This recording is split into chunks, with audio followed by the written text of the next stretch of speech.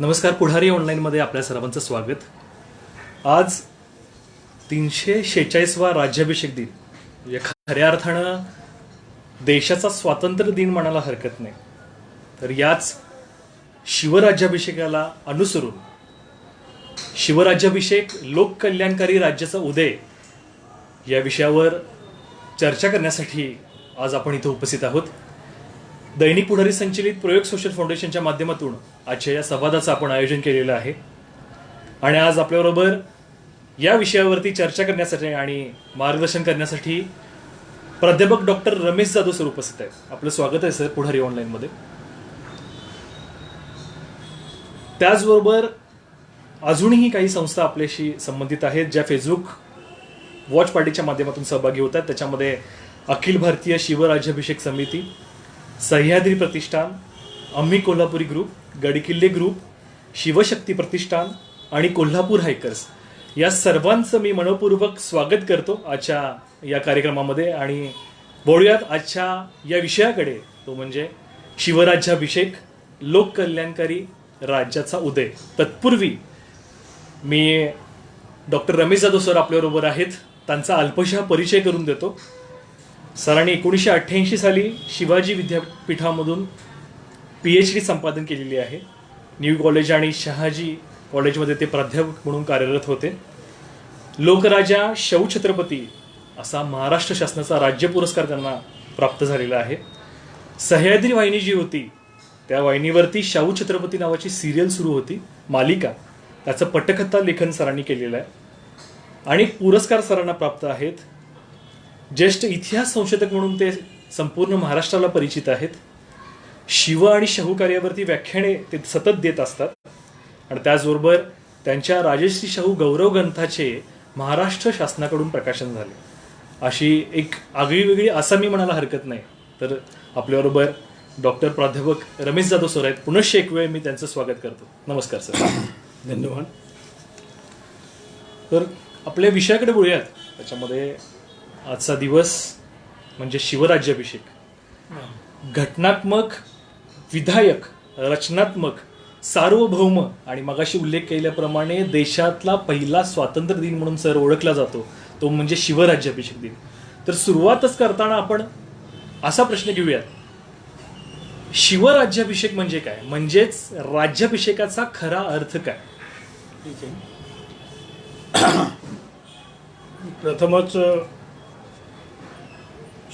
शिवराज्याभिषेक 346वा या निमित्तानं छत्रपती शिवरायांना अभिवादन करतो. आणि त्याचप्रमाणे पुढारीशी माझं नातं खूप जुनं आहे. जवळजवळ 50 वर्षाहून अधिक काळाचं ते नातं आहे.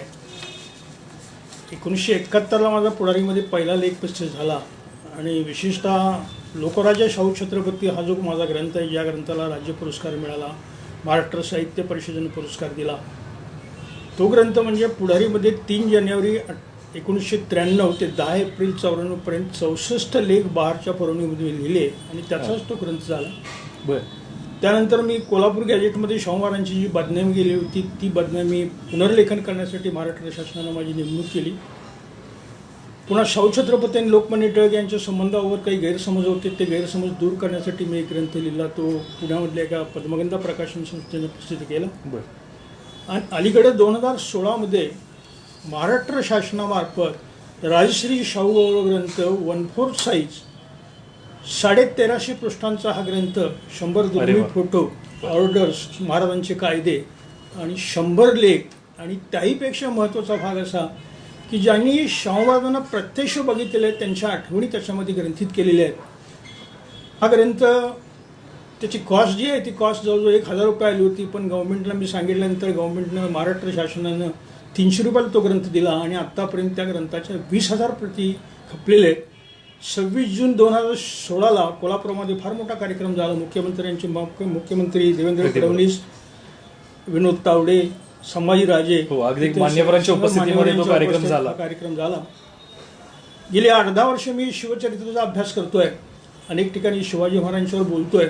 आज पुढाऱ्यांनी मला ही संधी दिली म्हणून पुन्हा एकदा पुढारी ऑनलाईन आणि त्याच्यामध्ये सहभागी असणारे सह्याद्री प्रतिष्ठान, आम्ही कोल्हापुरी वगैरे जे इतर समूह जे आहेत बरोबर. त्यांचे मी आभार मानतो आणि मी माझ्या विवेचनाला सुरुवात करतो. तर पहिलाच प्रश्न मी विचारला, हा पहिला राज्याभिषेक प्रश्न म्हणजे काय? हो, राज्याभिषेक म्हणजे काय? आता हा शिवराज्याभिषेक जो आहे तो ज्येष्ठ शुद्ध त्रयोदशी शके 1596 या दिवशी तो साजरा झाला. आता सुदैवानं आज शनिवार आहे आणि शनिवारी पहाटेच तो कार्यक्रम 5 वाजता झाला बर. आणि शुक्रवारी संध्याकाळी म्हणजे 5 तारखेला त्या कार्यक्रमाची सुरुवात झाली. सुदैवाने तो आलेला आहे. आता तिथीप्रमाणे 4 तारखेला तो होता, पण आज अगदी, आपल्या हो. ह्याच्या 4 तारखेला तिथीप्रमाणे आणि आज तारखेप्रमाणे आलेला आहे. प्रश्न आता माझे मित्र रेपे यांनी मला काही विचारलेले आहेत, त्या प्रश्नांच्या अनुरोधाने मी हे सर्व बोलतोय. अधिक काही बोलणं, एक तर या शिवराज्याविषयी जी साधनं उपलब्ध आहेत, अस्सल साधनं ज्याला म्हणता येईल, ती फार कमी आहेत. आणि बकरी ज्या उपलब्ध आहेत त्या बकरीमध्ये चिटणीसांची बकरी जी आहे सप्तप्रकरणात्मक शिवचरित्र नावाची, त्याच्यामध्ये त्यांनी बरंचसं लिहिलेलं आहे. त्यानंतर शिवदिग्विजय नावाची बखर आहे, त्याच्यामध्ये लिहिलेलं आहे. सभासदाच्या बखरीमध्ये पण याचे उल्लेख आहेत आणि सभासद हा तर शिवाजी महाराजांच्या बरोबर वावरलेला बखरगार आहे. आणि या 3 बकरीमध्ये जे दिलेलं आहे त्याचे मी उल्लेख करतोय. पण बकरीमध्ये बऱ्याच वेळेला राजवाडेने एका ठिकाणी असं म्हणलेलं आहे की बखरकारांना वावदूकपणे सांगण्याची सवय असते, त्यामुळे नको त्या गोष्टी ती सांगते. आपण अस्सल पुरावे जे आहेत त्या अस्सल पुराव्यांच्या आधारे या ठिकाणी बोलण्याचा आपण प्रयत्न करू. याचा अर्थ बकरीनं मी कमी लेखतोय असा भाग नाहीये. एक तर हेनरी ऑक्सिडन नावाचा इंग्रजांचा वकील म्हणा, प्रतिनिधी म्हणा, 19 मेला रायगडावरती गेलेला. अगदी बरोबर. आणि त्याच्या दुर्दैवानं काशीबाई जाधव ह्या म्हणजे महाराजांच्या पत्नी ज्या आहेत त्यांचं माहेरचं नाव जाधव, त्या वारलेत आणि त्यांचं सुतक आहे. आणि निराजी रावजीला महाराजांनी सांगितलेलं आहे की त्याला आत्ता सोडू नका, त्याला 10-12 दिवस पूर्ण उद्या, सुतक पूर्ण उद्या, नंतर त्याला तुम्ही वरती सोडा. त्याप्रमाणे निराजी रावजीच्या घरामध्ये त्याला थांबावं लागलेलं आहे. म्हणजे रायगडाच्या पायथ्याला, रायगडाच्या तिथं खाली थांबावं लागलेलं आहे. आणि त्यानंतर मग निराजी रावडे प्रत्यक्ष 5 तारखेला 5 जूनला तिथे तो गेलेला आहे. 6 जूनला प्रत्यक्ष हजर आहे आणि त्यानं डायरी लिहिलेली आहे. हो, म्हणजे त्यानं डायरी लिहिलेली आहे. त्याच्या आधारे आपण ही सगळी खरी माहिती आपण सांगू शकतो. पुन्हा दुसरं असं आहे की महाराजांची कीर्ती जवळजवळ उत्तर भारतामध्ये, दक्षिण भारतामध्ये सर्वत्र गेलेली आहे. एक तर आदिलशहाबरोबर, आदिलशहाला त्याने जवळजवळ पूर्णपणे पराभूत केलेला आहे. बरोबर. बहाल खान जो आहे तो बहाल खानाबरोबर प्रतापराव गुजर जे ते प्रतापराव गुजर लढता त्यांचा मृत्यू झाला. महाराजांनी आनंदराव मोहितेंना पाठवलं की ज्यांना नंतर हंबीरराव असं किताब देण्यात आला, त्यांनी त्याचा पराभव केला. हंबीरराव मोहिते जे नंतर सरसेनापती झाले. हो, सरसेनापती झाले. हे आनंदराव त्याचं नाव मूळचं. त्यांना हंबीरराव ही पदवी आहे. म्हणजे छत्रपती ताराराणीचे तर त्यांना ही पदवी आहे. तर ते हंबीरराव मोहिते आदिलशहाचा या ठिकाणी पूर्णपणे पराभूत झाल्यामुळे आदिलशहा आता तहाची भाषा करतोय. दुसरीकडे मोगलांचा आपण जर विचार जर केला तर मोगलांच्या वध आपण जर विचार जर केला 70 मध्ये वणी दिंडोरी या ठिकाणी दाऊद खानचा पराभव केलेला आहे. त्यानंतर 1672 मध्ये स्वाल्हेरचा किल्ला जो आहे तो घेतलेला आहे. औरंगाबाद तिथंही पराभव केले. दिलेर खानला पूर्णपणे पराभूत केलेला आहे. पोर्तुगीज घाबरून आहेत. पोर्तुगीजांचं स्थान म्हणजे गोवा. गोवा. त्या चौल ह्या ठिकाणी कोकणातले सावंत जे आहेत, लखम सावंत जे आहेत, ते लखम सावंत महाराजांना मानायला तयार नाहीत. ते त्याच्या आश्रयाला पळाले, पण त्याचाही महाराजांनी पराभव केलेला आहे. आणि सिद्धी जे आहे ते सिद्धी देखील महाराजांनी आपलं स्वतःचा आरमार उभं केला असल्यामुळे सिद्धी देखील नमुने आहेत. म्हणजे जंजिराची सिद्धी सगळे नमुने आहेत. परिस्थिती अशी असल्यामुळे महाराजांना असं वाटलं की हीच आता संधी आहे की आपण आता इथं राज्याभिषेक म्हणजे आपल्याला करून घ्यायला पाहिजे. तो कशासाठी करायचा तर सप्तप्रकरणात्मक शिवचरित्र जे आहे चिटणीसांचं, रामराव मल्हार चिटणीसांचं जे चरित्र आहे, तर त्याच्यामध्ये त्यांनी एक घटना दिली आहे. ती घटना अर्थात प्रतिकात्मक म्हणून घ्यायची, त्याचा उल्लेख त्या शिवदेवजीमध्ये पण आहे की महाराजांची सदर जी आहे त्या सदरेमध्ये महाराज उंचीवर बसत आहेत, त्यांचं स्थान उंचीवर आहे. आणि बाकी सगळे मराठी लोक जे आहेत, मग ते जेदे असतील, मोरे असतील, बांदल असतील, बाकीचे तुम्हाला सांगतो शिरमळकर असतील किंवा निंबाळकर असतील, ही सगळी मंडळी खाली बसत आहेत. दिग्विजयकार असं म्हणतो की बाबा हे मराठे त्यावेळेला महाराजांनी त्यांनी उंचीवर बसायचं आणि आम्हाला त्यांनी सांगायचं हे आम्हाला काही मान्य नाही. आणि सप्तप्रकरणात्मक चरित्रामध्ये चिटणीसांनी असं लिहिलं आहे की एक भोजनाचा समारंभ आहे, सगळे बसलेले आहेत, हे सगळे देशमुख मंडळी सगळी बसलेले आहेत. ही देशमुख यांच्याकडे घराण्यामध्ये 400-400 500-500 वर्षापासून चालत आलेले आहेत. त्यांचंही सैन्य आहे, त्यांच्याहीकडे मंत्रिमंडळ आहे. हे सगळे राजे म्हणून घेतात. ते महाडिक असतील, निंबाळकर असतील, जेदे असतील, शिरमळकर असतील, बांदल असतील, मोरे असतील, हे सगळे स्वतःला राजे म्हणून घेत आहेत. त्यांच्याकडे पण मंत्रिमंडळ आहे, सैन्य आहे. पण ह्यांना असं वाटतंय की ह्याला आपण कशासाठी मानायचं, फक्त जेदे त्यांच्या बाजूने आलेले आहेत. आणि मोरेंचा तर जावळीला त्यांनी पूर्णपणे पराभूत केला, सुपेच्या मोहितेनं पण त्यांनी पराभूत केला. हो. मग इथं या लोकांना असं वाटतं की ह्यांना कशासाठी मानायचं. मग त्या राजांच्या डोक्यामध्ये असं आलं की याला बाबा आपण इतकं सगळं करतोय, हे सगळं राज्य वाढवलंय, कोकणामध्ये आपण सगळं समुद्रापर्यंत समुद्रकाठ सगळा म्हणजे दाभोळचं बंदर वगैरे हे सगळं घेतलेलं आहे. या सगळ्या पश्चिम महाराष्ट्रामध्ये 7 भाग, मावळ 12 मावळ हे सगळी जिंकलेली आहे. तरीही लोक आपल्याला मानायला तर नाही, त्याचा अर्थ आपल्याला कुठेतरी आता वेगळे पण दाखवावं लागेल. आणि मग ही राज्याभिषेकाची कल्पना त्यांच्या म्हणजे राजा म्हणून मानायला तयार नाहीत, तख्त नाहीये. आणि मग तिथनं पुढं वादाचा मुद्दा असा आहे की एक तर गागाभट्टा संबंधी थोडीशी माहिती दिली पाहिजे. कोण गागाभट, हा कोण गागाभट? हा गागाभट काशीला आहे. ते मुळशी पैठणचे. पैठणला यांच्या घराचं अतिशय विद्वान अशा प्रकारचं घराणं आहे. विशेषतः कमलाकर भट्ट नावाचा जो आहे की ज्याच्या नावावर निर्णय सिंधू नावाचा ग्रंथ आजही वाचतो, आजही तो उपलब्ध आहे, तो त्याचा चुलता. आणि त्याचा थोरला भाऊ जो आहे दिनकर पंत, त्या दिनकर पंतांचा गागा भट, त्याचं नाव ईश्वर भट असं नाव खरं, पण त्याला वडील त्याचे लाडकेपणानं गागा म्हणायचे आणि त्यामुळे ते गागा भट म्हणून तो आहे. तर तो काशीहून इकडे आलेला आहे. आणि काशीहून येत असताना नाशिकला आलेला आहे, नाशिकहून पुन्हा पैठणला आलेला आहे. पैठणला आल्यानंतर महाराजांनी बाळाजी आबाजीनं सांगितलेलं आहे की बाबा त्याला इकडे काय आणता येते का बघा. आणि तो तर इकडे यायला निघालेला आहे महाराजांची कीर्ती ऐकून. आता काही लोकांचं म्हणणं असं आहे की ते कीर्ती ऐकून आला की महाराजांनी त्याला आपण आणलं. हा थोडासा वादाचा मुद्दा आहे. पण बाळाजी आबाजीनं त्यांनी माणसं पाठवलेले आहेत आणि त्या गागा भट्टाला बोलून घेतलेलं आहे. आणि गागा भट्टाला बोलून घेतल्यानंतर महाराजांनी त्याचं हे सगळं करायचं म्हटल्यानंतर त्याला काय काय लागेल, तर त्यांनी मग ते काय काय सांगितलं. तो जो भाग आहे तो आपण आता सांगतोच आहे, म्हणजे हा भाग आहे. तर महाराजांनी मग सगळे ठरवलं. आणि महत्त्वाचा मुद्दा आहे की आपण असं नाव काय दिलं, आपण ह्याला असं नाव दिलंय की लोककल्याणकारी राज्याचा उदय असं नाव दिलंय. महाराज 9 मे 1674 कोकणात आहेत. चिपळूणला लष्कराची पाहणी करण्यासाठी गेलेले आहेत. आणि ह्या महामानवाच्या डोक्यामध्ये लोकांच्या कल्याणाशिवाय दुसरा कोणताही विचार नाही. हा 9 मे 1674 आपल्या सैनिकांना पत्र लिहिलेलं आहे. इकडं राज्याभिषेकाची गडबड चालू आहे. आणि पत्रामध्ये काय आहे की तुम्ही आता तिथं चिपळूणला तुमचा तळ पडलेलं एक गाव आहे, तिथं त्याच्या गावाचं नाव विसरलो, त्या गावामध्ये तळ पडलेलं आहे. आणि शेतकऱ्यांच्या घरामध्ये जाऊन त्यांच्या शेतातली भाजी तुम्ही तशीच आणाल, धान्य तसंच आणाल, तुम्ही किंमत देणार नाही, हे चालणार नाही, असं जर माझ्या कानावर आलं तर जबर शिक्षा केली जाईल.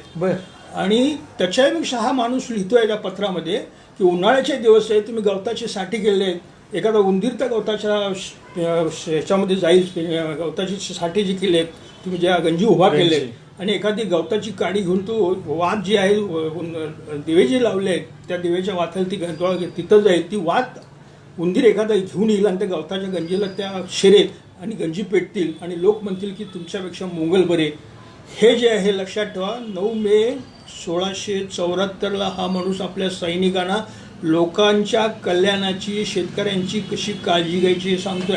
अगदी बरोबर. आणि म्हणून आपण जे म्हणतोय की शिवराज्याभिषेक म्हणजे दुसरं काय नसून लोककल्याण राज्याचा तो उदय आहे, हे या ठिकाणी लक्षात घ्या. म्हणजे रयतेचं राज्य, रयतेचा राज्य हा म्हणजे सगळा 18 पगड जाती आणि 12 बरुतेदारांचं राज्य आहे आणि रयतेचं राज्य आहे. आता प्रश्न असा आहे की काही लोक असं म्हणतायत की हे हिंदूंचं राज्य, हे मान्य आहे मला, हिंदूंच्या राज्याबद्दल माझी काही तक्रार नाही. प्रश्न असा आहे की हा जो झगडा आहे मुसलमानांचा आणि आपला जो हिंदूंचा जो झगडा आहे, महाराज जे खेळत आहेत, मग ते आदिलशाह असेल, कुतुबशाह असेल, मोंगल असतील, तर मैकावतीची बखर जी आहे राजवाड्याने संपादित केलेली, तर त्याच्यामधल्या 426 पानावर राजवाडे सरळ चक्क म्हणतायत की हा झगडा मुसलमान आणि हिंदू असा नाही आहे. बर, हे जे मोंगल आहेत, हे मोंगल जवळजवळ 1200-1300 म्हणजे आता त्या वेळच्या जो विचार केला तर 800-900 वर्षापूर्वी या देशात आले आहेत, हे परके आहेत आणि या मातीवर आमचा अधिकार आहे. बरोबर. तेव्हा इथले आम्ही येतदेशीय आणि तुम्ही परके यांच्यामधला हा संघर्ष आहे, हे सर्व लोक मांडतायत. राजवाडे मांडतायत, शेजवलकर मांडतायत, सरदेसाई मांडतायत, सगळे लोक मांडतायत. पण अलीकडे आता काही लोक असतात हिंदुत्ववादी विचाराने थोडेसे प्रभावित झालेले काही इतिहासकार मात्र असं मानायला तयार नाहीत, ते वेगळ्या पद्धतीने त्याची मांडणी करतायत. याच्याबद्दल थोडंसं मला दुःख होतं. आणि हे जे आहे शिवाजी महाराजांच्या डोक्यामध्ये जरूर हिंदूंचं राज्य आहे, याबद्दल काही शंका नाही. ते आपण त्याला काय आपण म्हणजे म्हणजे मुस्लिम राजवटींच्या विरोधात उभारलेलं एक राष्ट्र आहे. असा नाहीये. मुसलमान सैनिक आहेत, अगदी अंगरक्षक सुद्धा, अंगरक्षक आहे. आता मादारी मेहतार आहे, मादारी मेहतार शिवसेना म्हणजे त्या मग तो आहे. आणि सिंहासन जे आहे ते सिंहासनाची व्यवस्था बघण्याचं काम या मादारी मेहतारला दिलेलं आहे. महाराजांनी त्याला विचारलं, तुला अरे तू काय देऊ, तुला काय देऊ, आग्र्याला तू माझा प्राण एवढा वाचवलास, माझ्यासाठी जीव डोक्यात गाठलास, मला काय नको महाराज, फक्त ह्या सिंहासनाची व्यवस्था पाहण्याचं काम द्या. आणि पिढ्यानपिढ्या ते काम मादारी मेहताराची कुटुंब आज करतायत, त्यांची फॅमिली आज करते. आणि मग हे जे आहे हे सगळं चालू आहे. आता विधी जो आहे तो विधू कसा आहे साधारणपणे त्यावर थोडंसं बोललं पाहिजे. अगदी बरोबर. म्हणजे मला वाटतं राज्याभिषेक ज्यावेळी ठरला त्याच्या पूर्वतयारी काहीतरी झाली की सगळं सांगू काय काय झालं ते, की राजगडवर आधी सगळे वाडे बांधून घेतलेले आहेत. राणीने राहण्यासाठी राजाचा वाडा, त्यानंतर धान्याची कोठार म्हणा, पुन्हा दारू गोळा ठेवण्यासाठी वेगळ्या प्रकारची व्यवस्थापना, शस्त्र ठेवण्याचं आगर म्हणा, हे सगळं बांधलेलं आहे. आणि धान्य कोठारा वगैरे सगळं बांधलेलं आहे. पुन्हा अशी व्यवस्था केलेली आहे की आता इतर रोज जवळजवळ 10-15 हजार लोक दररोज जेवणार आहेत. त्या लोकांना जेवण्यासाठी जे धान्य लागेल त्याची व्यवस्था, ते जेवण कुणी करायची, ही सगळी कामाची वाटणी केलेली आहे. ह्या माणसाच्या डोक्यामध्ये इतकं आहे, तुम्हाला सांगतो रे पे, की गागा म्हणजे विजयमध्ये याचा उल्लेख आहे की गागावट म्हणतोय की मी ह्या सगळे विधी नेहमी करतोय, पण मला न सुचणाऱ्या गोष्टी ह्या माणसाला सुचत आहेत. ते केले का म्हणजे काय, त्या अष्टावधानीच हा माणूस आहे. आणि मग हे सगळं सुरू आहे. प्रश्न असा झाला की एकतर इथल्या काही लोकांनी ते क्षत्रियने असा वाद सुरू केला. ते शूद्र आहेत, कारण वेळा पृथ्वी निक्षत्रिय केली आणि पृथ्वीवर फक्त 2च वर्णाचे लोक राहिले, एक ब्राह्मण आणि शूद्र. क्षत्रिय आणि वैश्य हे नष्ट झाले, त्यामुळं तुम्ही क्षत्रिय नाही, अशा प्रकारचा वाद सुरू झालेला होता. बरोबर. आणि मग हा वाद प्रत्यक्ष सभासदांनी लिहिले आहे की ह्यांचे वंशज जे सिसोदिया वंशावंशाची ही कुळी आहे आणि तिथून ह्यांचे हे आलेले आहेत, क्षत्रिय आहेत, हे सिद्ध करावं लागलं. मग ते सिद्ध करावं लागण्यासाठी मग हे सगळं पुन्हा म्हणजे सभासदांना सांगितलेलं आहे की यांचं वंशज जे आहे ते उत्तरेकडे हे जे राजपूत लोक आहेत हे दक्षिणेत आलेले आहेत. आणि दक्षिणेत बराच काळ गेल्यानंतर ते मराठे झाले, गोदावरीच्या अलीकडे येऊन राहिलेले आहेत. मूळचे हे राजपूत आहेत, पण इथल्या मातीशी माझा थिसिस असा आहे की इथल्या मातीतच हे लोक आहेत. अगदी बरोबर. आणि राजवाड्यासारखा माणूस, राजवाड्यासारखा इतिहास संशोधक हे मानतोय की बाबा हे मूळचे इथलेच आहेत. नंतर थोडंसं राधा माधव विलास चंपूची जी प्रस्तावना आहे त्या प्रस्तावनेमध्ये राजवाडीने आपली मतं थोडीशी बदलली, पण त्याच्या आधी ते म्हणतायत की हे मूळचे मराठे इथले आहेत. आणि मी मगाशी आपल्याला बोललो रे साहेब की ते मराठाच आहेत हो, कारण 8 ज्या स्त्रियांची लग्न झाले आहेत, सोयराबाई असतील, सईबाई असतील, ह्या सगळ्या ज्या काशीबाई वगैरे पुतळाबाई, ही सगळी मराठी घराणं आहेत ना. कुठल्याही राजपूताने यांच्याशी संबंध जोडलेले नाहीत, हे लक्षात घ्या. म्हणजे इथल्या मातीतले ते मराठी आहेत, हे मान्य करावं लागेल. पण हे क्षत्रियत्व सिद्ध झालं, म्हणजे ते गागाभट म्हणजे सांगितल्यानंतर क्षत्रियत्व मान्य झाले आहे. आणि मग ब्राह्मणांनी थोडंसं कसा आहे वार की कायस्थ आणि ब्राह्मण यांच्यामधला वाद आहे. बर आणि कायस्थांना शिवाजी महाराजांच्याकडे नोकऱ्या जास्त आहेत बर आणि ब्राह्मणांना बाकीच्या विधी करणं म्हणा पूजा बिजा हे सगळं त्यांच्याकडे आहे. फक्त मोरोपंत जर सोडले तर लढाईला दुसरा कोणी ब्राह्मण विशेष गेलेला नाही. अण्णाजी वगैरे नंतरचा तो भाग आहे. हो हो पण मोरोपंत हा जितका विद्वान जितका आहे तितकाच तो म्हणजे रणांगणावर देखील लढवय देखील आहेत. मोरोपंतांच्याबद्दल काही प्रश्न नाही.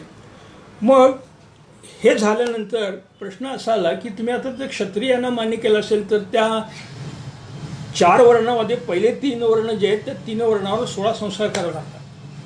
बर ते 16 संस्कार करावे लागतील म्हणजे याचा अर्थ राजेंची मुंजे करावी लागेल आणि मुंजे केल्यानंतर त्यांचा विवाह पुन्हा लावून द्यावा लागेल. पुनर्विवाह करावा लागेल राज्याभिषेक. पुनर्विवाह वेगळ्या अर्थानं थोडंसं वेगळ्या अर्थानं. हां. मग कसं झालं की 29 मे 74ला त्यांची मुंजे झालेली आहे. वयाच्या मी 1627 मानतो अजूनही. 8 एप्रिल 1627 ही जन्मतारीख मला मान्य आहे. बर म्हणजे 1549 वैशाख शुद्ध तृतीया हीच जन्मतारीख मी मानतो. माझ्या ग्रंथामध्ये तीच मी मांडणार आहे. तिथीनुसार आहे तिथी हीच ना. तिथी 1549 वैशाख शुद्ध तृतीया आणि तारखेप्रमाणे 8 एप्रिल 1627 आणि हे जे मांडते ती 1630 आणि फाल्गुन शुद्ध ते सांगतायत. म्हणजे हे अलीकडची तारीख आहे म्हणजे 19 फेब्रुवारीची तारीख येते ती काही मला मान्य नाही. म्हणजे माझ्या ह्याच्याप्रमाणे शिवाजी महाराज ज्या वेळेला राज्याभिषेकच्या वेळेला 46 वर्षाचे आहेत. बर 46 वर्षाचे. ऑक्सिडेंटची नोंद आहे की राज्याभिषेकच्या वेळेला महाराज 47-46 वर्षाचे आहेत. ती नोंद आता गडप करण्यात आलेली आहे. ती पूर्णपणे हे करून टाकलेली आहे. म्हणजे आता साधनं दडवायची चालली. 1627च्या बाजूनं जी साधनं उपलब्ध आहेत ती साधनं सगळी दडवून टाकायची चाललेली आहे.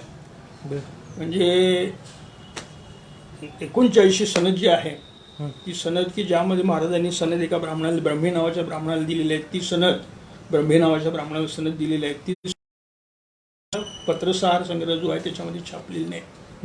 1639 आहे. मुद्दा असा आहे की आता मग मुंज करायची आणि मुंज करायची म्हणजे प्रायश्चित घ्यावं लागेल. सगळ्या ब्राह्मणांच्याच आयडिया. त्या सगळ्या विधी जे काय असतील ते प्रायश्चित घ्यायचं म्हणजे काय तर तुला करायची. मग सुवर्ण तुला केलेली आहे महाराजांची. आणि सुवर्ण तुला करत असताना 16,000 होऊन लागलेले आहेत. 16,000 होऊन सोन्याची घालून ते सगळं तुला केलेलं आहे. आणि महाराजांचं वजन जे आहे ते साधारणपणे 150 ते 160 पाऊंड भरलेलं आहे. आणि त्यानंतर पुन्हा मग मसाले म्हणा इतर म्हणा साहित्य म्हणा हे सगळं त्याची तुला करून ते सगळं ब्राह्मणांनी वाटून घेतलेलं आहे. आणि मग त्यानंतर 29 मेला हा प्रकार झाला. 30 मेला सोयऱ्याबरोबर पुन्हा लग्न लावलेलं आहे. विधीनुसार सगळं लग्न वगैरे लावलेलं आहे. त्यानंतर 31 मेला ॲशन एग नावाचा एक विधी असतो केलेला आहे. पुन्हा 1 जूनला ग्रहयज्ञ नावाचा यज्ञ आहे. तो महाविधीवर करणं वगैरे ब्राह्मणांना दान धर्म करणं दक्षिणा वाटणं वगैरे हे सगळं झालेलं आहे. पुन्हा 2 जून हा जो आहे हे आहे नवमी आहे आणि त्या दिवशी काही करायचं नसतं. तो दिवस तसाच ठेवलेला आहे. त्या दिवशी काही केलेलं नाही. 3 जूनला निवृत्ती याग नावाचा यज्ञ आहे आणि त्यावेळेला बळी द्यायचे आहेत. मग ते बळी कसे आहेत की बकरं आहे म्हणा मग हे आहे म्हणा दारू म्हणा हे सगळं वापर आहे. 4 जूनला ब्राह्मणांना भोजन घातलेलं आहे. 5,000 ब्राह्मण जेवलेले रायगडावर. पुन्हा ते घरातले सगळे विचार करून सरकारांचं म्हणणं असं आहे. सरकारांचं जे इंग्रजी चरित्र आहे मराठी पण ते केलेलं आहे पाकसकरांनी. तर जवळजवळ 11,000 ब्राह्मण कुटुंबासहित जेवलेले आहेत. आणि रायगडावर त्यावेळेला समारंभासाठी जवळजवळ सरकारांच्या मताप्रमाणे म्हणजे 50,000हून अधिक लोक आहेत. इतके लोक जमलेले आहेत. काही ठिकाणी तर असं म्हणतात की सकाळी संध्याकाळी 50,000 लोकांच्या पंक्ती पडत आहेत. पुन्हा त्यांना दक्षिणा वाटली जाते. प्रत्यक्ष दक्षिणा जी आहे ते 1,42,000 होऊन म्हणजे या काळातला विचार जर केला तर तो रुपयामध्ये तर वेगळंच पडतं. ते 1.5 कोटी 2 कोटीच्या वर जातं. म्हणजे आपलं मराठ्यांचं चलन. चलन ते साधारणपणे 4.5 रुपये वगैरे इतकं पडतं ते त्याचा अर्थ. आणि मग दक्षिणा देत असताना जी दिलेली आहे ती 24,000 होऊन दक्षिणा दिली आहे सगळ्या ब्राह्मणांना. त्यातले 7,000 या गागाभटाला दिले आहेत. बरं. म्हणजे जवळजवळ 1,00,000 रुपये दक्षिणा गागाभटाने घेतलेली आहे, दिलेली आहे म्हणा, दिलेली आहे, महाराजांनी दिलेली आहे. हो, हो. आणि बाकीच्यांना मग ते दक्षिणा बाकीच्या विधींसाठी. सगळे झालेले आहे. आता प्रश्न असा आहे की हे सगळं केलं, हे सगळं झालं, सगळं पुन्हा विधी झाला, मग ते महाराजांना म्हणजे वेगवेगळ्या नद्यांचं पाणी जे आहे, मग सुवर्ण कलश आहेत, तांब्याचे कलश आहेत, मातीचे कलश आहेत, चांदीची कलश आहेत, त्याच्यामध्ये ते नद्यांचं पाणी सगळं भरलेलं आहे. गोदावरी म्हणा, गंगा म्हणा, यमुना, त्यांनी त्या आंघोळ घातले, सुवासित पाण्यानं आंघोळ वगैरे सगळ्यांना स्नान वगैरे घातलेलं आहे. आणि ते मग ते राणी, त्याच्यावर सोयराबा राणी आहे, संभाजीराजे आहे, त्या तिघांना स्नान वगैरे घालून, आणि मग त्यानंतर त्यांनी पांढरी कपडे घातले, शुभ्र पांढरी कपडे, आणि शुभ्र पांढरी कपडे घालून वगैरे ते मग पुढा जिजाबाईंचा नमस्कार केलेला आहे, इतरांना मोठ्या मोठ्या लोकांना सगळ्यांना नमस्कार केलेला आहे. आणि मग ते सिंहासनाकडे येतात, राजसिंहासनाकडे. राज्यसभा वगैरे सगळी भरलेली आहे, गाद्या ते क्या म्हणा, चांगले गादीचे म्हणा, झुंबरे लावलेत, सगळं अगदी व्यवस्थित. आणि शुक्रवारी सायंकाळी हा कार्यक्रम सुरू झालेला आहे. गणपतीचं पूजन झालेलं आहे, स्वस्तिकाचं पूजन झालेलं आहे, सगळं झालेलं आहे. आणि पुन्हा त्याच्या आधी प्रतापगडला जाऊन भवानीचं दर्शन घेऊन आलेले. म्हणजे राज्याभिषेक आधी त्याच्या आधी 4-5 दिवस अर्पण केलेला उल्लेख आहे. आणि त्याच्याही पूर्वी चिपळूणमध्ये जाऊन तिथं म्हणजे मगाशी मी सांगितलं ना, त्या पत्राचा उल्लेख केला, त्या परशुरामाचं दर्शन होऊन गेलेलं. अतिशय भाविक, अतिशय असा हा माणूस आहे. आणि आईसाहेबांचा वगैरे पाया पडून मग पुन्हा सिंहासनाकडे निघालेले आहेत, गागाभट वगैरे सगळे आहेत, सगळे बाकीचे सेनापती वगैरे आहेत. आणि कसं आहे, ते सिंहासन जे आहे ते वडाचं झाड, उंबराचं झाड याच्या लाकडापासून केलेलं आहे, आणि पुन्हा सोन्यानं मडवलेलं आहे. आणि चारी बाजूला वाघसिंहाची चित्र वगैरे सगळी काढलेली आहेत. आणि ते 32 माणाचं आहे. हो, 32 माणाचं सिंहासन ते ठेवलेलं आहे. आणि आंघोळीसाठी, स्नानासाठी वगैरे जे आहे ना, तो मोठा चौरंग आहे सोन्याचा, त्याच्यावर बसून ह्या म्हणजे सोयराबाई म्हणा किंवा राजस्त्री त्यांना घाटलेली आंघोळ पुन्हा ते सगळं करून इकडे येत आहेत. आणि बसत असताना, सिंहासनावर बसत असताना पाय न लागता गुडघे असं टिकून ते त्याच्यावर बसायचे, त्या पद्धतीने ते बसलेले आहेत. आणि बसलेले आहेत. आणि बाजूला मग हे सगळे मंत्री जे आहेत ते सगळे उभे आहेत. डाव्या बाजूला सेनापती आहेत, अंबिराव मोहिते आहेत, सरसेनापती आहेत. त्यानंतर डबीर आहेत, म्हणजे हे पराष्ट वगैरे बघणं वगैरे जे आहे, निराजी पंत वगैरे इकडे आहेत, अण्णाजी पंत, मोरो पंत वगैरे जी मंडळी आहे ती उजवी बाजूला आहे, अष्टप्रधान मंडळ राष्ट्रप्रधान मंडळ. आणि मग सिंहासनावर बसल्यानंतर त्याच्या खाली जे आहेत म्हणजे दोघं राजा राणी ते त्याच्या खाली बसलेले आहेत. गागाभट आहेत, संभाजीराजे आहेत, आणि मोरोपंत पण तिथंच लागून त्याच्या खाली असे आहेत, त्यांच्या पायाशी बसलेले आहेत. आणि मग हे सगळं झाल्यानंतर 6 जूनला सकाळी 8 वाजता राज्य दरबारामध्ये दर्शन द्यायला सुरुवात झाली. सकाळी त्यावेळेला ऑक्सिजन आलेला आहे, हेनरी ऑक्सिजन आलेला आहे. हो, ज्याच्याकडे उल्लेख सापडले, ज्याच्या डायरीमध्ये तो आलेला आहे. त्याला मग बोलवून घेतलेलं आहे. आणि बोलवून घेतल्यानंतर त्यानं मग एक सिरपेश आहे, हातामध्ये घालायचे सलकडे आहेत, त्याच्यावर हिरे मडवलेले आहेत. एक फॉरेनची एक अशी खुर्ची आहे, ती आहे. साधारणपणे 3,500 ते सगळं आहे, ते त्यानं ते दिलेलं आहे. आणि तो आलेला आहे म्हणजे धूर्तपणा असा आलेला आहे की महाराजांच्याकडून आपल्याला आपली नाणी जी मुंबईला मध्ये जी नाणी चालत आहेत, जी कॉईन्स चालत आहेत, ती तुमच्याही राज्यात चालेल अशी त्याची मागणी आहे, आम्हाला परवानगी द्या वगैरे. महाराजांनी ती परवानगी दिलेली नाही, व्यापाराच्या दृष्टीने तो आलेला आहे. पण त्यानं ते सगळ्या हँडनोंदी केलेल्या आहेत. हे सगळं घडलं. पुन्हा मोरोपंत येत आहेत, त्यांनी जवळजवळ 7,000 होऊन त्यांच्यावर उधळलेले आहेत. बाकीचे सगळे येत आहेत, सोनं उधळत आहेत, असं सगळं चाललेलं आहे.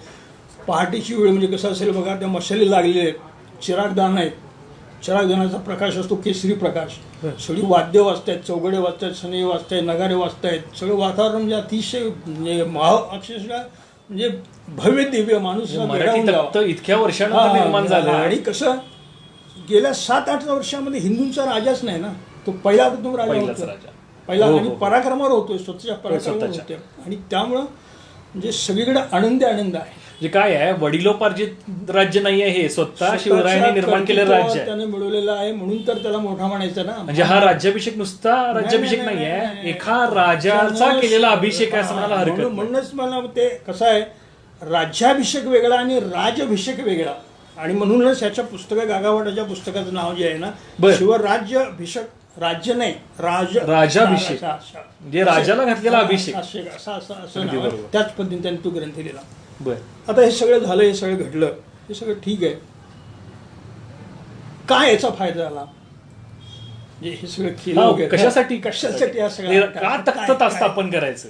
तर त्याच्यामध्ये पहिला सगळ्यात महत्वाची गोष्ट अशी आहे की आत्तापर्यंत आदिलशहा, इकडं मोंगल, तिकडं कुतुबशहा, ही मंडळी तह करत असताना या माणसाला मानत नव्हती.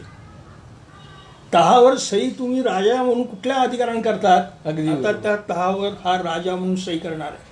आपल्याला बंडखोरच मानत होते थोडक्यात ते. बंडखोर म्हणजे गुंडच, पाळेगारच. पहाडी का चुहा? पहाडी का चुहा म्हणजे एका शिवचरित्राचं नाव घेत नाही मी. मराठी कशी उंदरासारखे त्याच्या पाठून उंदीर असतात तशी पाळले अशी सारखी उदाहरणं केली. म्हणजे सारखं उंदीरच म्हणायचं, मराठ्यांना पण उंदीर म्हणायचं आणि शिवाजीला आणि आदिलशाह बंडखोर मराठीच म्हणायचे. हो बंडखोर. आणि पाळीगार किंवा एक जमीनदार, गुंड प्रवृत्तीचा जमीनदार, याच्या पलीकडे राजांना किंमत नव्हती. पण आता मात्र त्यांना मानायला लागली. आणि पुन्हा हे आपले लोक जे आहे, म्हणजे कोकणातले सावंत असतील, जयदे असतील, ही सगळी म्हणजे आता त्यांच्या पाठीशी आहे. हा दुसरा फायदा झाला. आणि त्याच्यापेक्षा महत्वाचा भाग असा की एक स्वतंत्र हिंदू राज्य निर्माण झालं. अगदी आत्तापर्यंत ते कुणीही केलेलं नव्हतं आणि स्वकर्तृत्वानं झालं. आणि तुम्हाला सांगतो, डॉक्टर बाळकृष्णांनी सिग्निफिकन्स ऑफ कोरोनायझेशन म्हणून चॅप्टर आहे त्याच्यामध्ये, बाळकृष्णाच्या शिवचरित्रामध्ये. त्याच्यामध्ये 10-11 मुद्दे दिलेले आहेत. त्याच्यामधला एक मुद्दा असा दिलेला आहे, sometime there is a king but there is a on the contrary, here is a kingdom, here is a no king. Okay. आणि आता तो या ठिकाणी राजा मिळाला. आत्तापर्यंत राज्य होतं, सगळं होतं, सैन्य होतं, हे सगळं होतं, पण या देशाला सार्वभौम असणारा राजा मिळाला. हे त्यांनी त्या डॉक्टर बाळकृष्णांनी 10-11 मुद्दे जे दिले आहेत त्या मुद्द्यांच्या मध्ये हे मांडलेलं आहे. सगळ्यात 11वा म्हणजे हा मुद्दा त्यांनी मांडलेला आहे. म्हणजे एक स्वतंत्र राज्य, हिंदूंचं राज्य निर्माण झालं. की आता कसं आहे की सामान्य माणसाला दाद मागण्याचं ठिकाण झालं ना. अगदी. आणि त्याच्यापेक्षा महत्वाचा भाग असा की आत्तापर्यंत शिवाजी महाराजांना काही ठराविक वर्णाच्या लोकांना शिक्षा देता येत नव्हती. अगदी बरोबर. ते उल्लेख आहे. अधिकार नव्हता. तो अधिकार त्यांना प्राप्त झाला. कुणीही असो, तो ब्राह्मण असो, मराठा असो, शूद्र असो, वैश्य असो, त्याला शिक्षा करण्याचा अधिकार राज्याभिषेक झाल्यामुळे मिळाला. म्हणजे मूलभूत अधिकार जो आहे तो त्या दिवशी मिळाला. आणि तो राज्याभिषेक झाल्यामुळे बरोबर हे मान्यच करावं लागलं. आणि मग इथं सभासद शेवटी म्हणतोय की बाबा आत्तापर्यंत सगळ्या पृथ्वीवर ह्या म्हणजे मुसलमानांचं सगळं राज्य होतं आणि आता हिंदू पदशाला ही काही सामान्य गोष्ट झाली नाही. ही सभासदाची उद्गार आहे. ह्यातच त्या राज्याभिषेकाचं महत्व आहे असं मला वाटतं. बरं. आता राज्याभिषेकावेळी छत्रधाराचा अधिकार एक दिला गेलेला होता. तो छत्र हेनं धरले, तुमच्या अण्णाजीने धरले. ते विशेष अधिकार तो महत्वाचा आहे ऍक्च्युली छत्र धरायचा. पहिला राज्याभिषेक आहे मराठा साम्राज्याचा, हिंदवी स्वराज्याचा. आणि महाराजांच्या वरती छत्र धरण्याचा अधिकार दिला गेलेला आहे. तो पराक्रम त्या व्यक्तीने गाजवल्यामुळे दिला गेला. बरोबर. मग आता इथं असं आहे, एक मिनिट. आता पुन्हा एक प्रश्न त्याच्यामध्ये आहे की गुप्तता का पाहिजे. हो अगदी. म्हणजे ठराविक लोकांनाच निमंत्रण केलेली होती आणि वर्षा ऋतू प्रारंभीच राज्याभिषेक घेतला. निराजी रावजीला देखील माहित नाही. तो ऑक्सिजनला सांगतोय की मला काहीच माहित नाही काय होणार आहे. ज्यानं लिहिलं इंग्रज जो होता आपल्याकडे, ज्याच्या डायरीमध्ये राज्याभिषेक नमूद आहे, त्याला वाटतं की कोणतरी निजामशाही मधल्या मुलगाला राजा वगैरे करणार. तर हे कशासाठी केलं, तर मोंगलांना असं वाटत होतं की आता आपल्याकडे जे आपण जे सार्वभौमत्व आहे ते कुणाकडे जाऊ नये. आणि मग तो जर हिंदूंचा राजा झाला तर खुतबा जो असतो नमाज पडताना त्याच्यामध्ये काही ठराविक नावं घ्यावी लागतात. आत्तापर्यंत औरंगजेबाचं नाव घेतलं जात होतं. असा जर राजा झाला तर कदाचित त्याचं नाव त्या मशिदीमध्ये आता हे घेणार नाहीत, पण खुतब्यामध्ये महत्व त्याचं राजाचं कमी होणार आहे ना. तुला पर्यायी असा निर्माण झाला ना राजा. आणि त्यामुळे ती गुप्तता पाळलेली असं ऑक्सिजननं स्वतः सांगितलेलं आहे. तोच सांगतो किंवा हे कशासाठी केलं तुम्ही, इतकं सगळं गुप्त ठेवलं वगैरे, हा सगळा भाग त्याच्यामध्ये. आणि रायगडाची निवड केली. रायगडाच्या निवडीसाठी मग तुम्हाला सांगतो, एक तर अतिशय दुर्गम असा किल्ला आहे. दुर्गम अशा प्रकारचा किल्ला आहे. तसे तटबंदी वगैरे फार नव्हती, कडेच वगैरे सगळे. आता हिरकणीची गोष्ट आपण वाचतो, हो, हो, हो. महाराजांनी नंतर तटबंदी वगैरे केली आहे. पश्चिम कडा जो होता तिथून हिरकणी खाली उतरली, नंतर कडा बांधला, हे बांधला. नंतर कडा बांधलेला आहे. आणि सगळे जे आहे ते बांधून वाडी बिडे म्हणा, राण्यांचे म्हणा, हे सगळं आता सगळं पडले. तुम्ही गेला हो हो हो. आता सध्या तरी बऱ्यापैकी गोष्टी नाही आहेत. इंग्रजांच्या काळामध्ये काही रायगडवरती आग लागलेली होती, त्याच्यामुळे नष्ट झालेले आहेत बरेचसेच तिथले दस्तावेज. सिंहासन वगैरे ते झुल्फिकार नंतर हे सगळं फोडून टाकलं ना, नंतर राजांच्या काळात ते सगळं 32 म्हणत होते, सिंहासन वगैरे ते अगदी. तेव्हा राज्याभिषेकाचं महत्व एवढंच आहे की एक हिंदूंचं राज्य निर्माण झालं.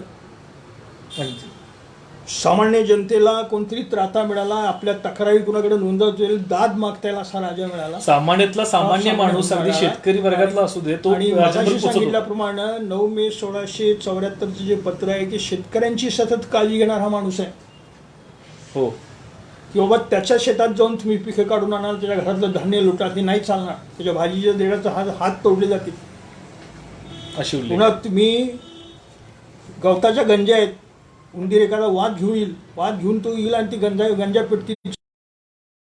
लोक म्हणतील की मोंगल तुमच्यापेक्षा बरे, हे नको आहे मला. हे सगळं करत असताना, राज्याभिषेक करत असताना हे माणूस हे लोकांच्याकडे लक्ष.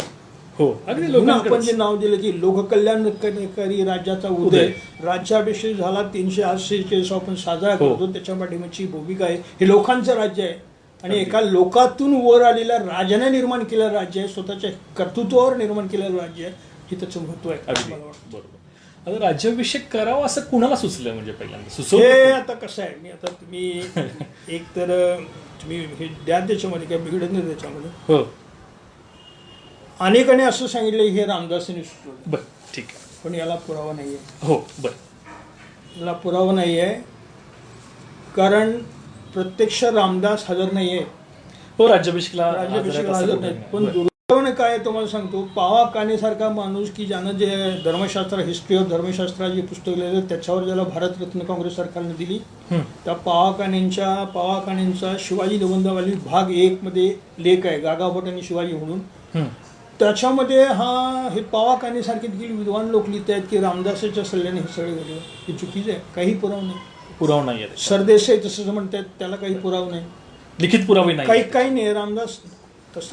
रामदासांनी नंतर अगदी ऊर भरून कौतुक केलेलं आहे, ते मांडलंच पाहिजे. अगदी म्हणजे निश्चयाचा महामेरू हे जी बौद्ध जनांसी आधारू, अखंड स्थितीचा निर्धारू, श्रीमंत जाणता राजा, हे जे आहे ना, हे म्हणजे रामदासांच्या इतकं कौतुक दुसऱ्या कुठल्याही संतांनी. अगदी बरोबर. हे मांडणीच केलं. शिवरायांच्या 8वा रूप आणि शिवरायांचा 8वा प्रताप, त्याबद्दल रामदासांना आपण महत्व दिलं. अगदी बरोबर. म्हणजे आणि असं आहे, कुणाला तरी गुरु करणं, कुणाला तरी शिष्य करणं, आणि त्याच्यामध्ये त्याचं मोठेपण असतं नाही. नुसता दासबोध जरी आपण रामदासांना घेतला तर त्यांचं मोठेपण मान्य होतं. अगदी बरोबर. कशासाठी हे करायचं, गरजच नाही ना. आणि हा विठ्ठलरामजी शिंदे सारखा म्हणजे साधू माणूस म्हणतोय रामदास मोठेपण वेगळेच आहे, तेव्हा कशासाठी तुम्ही प्रश्नच नाही.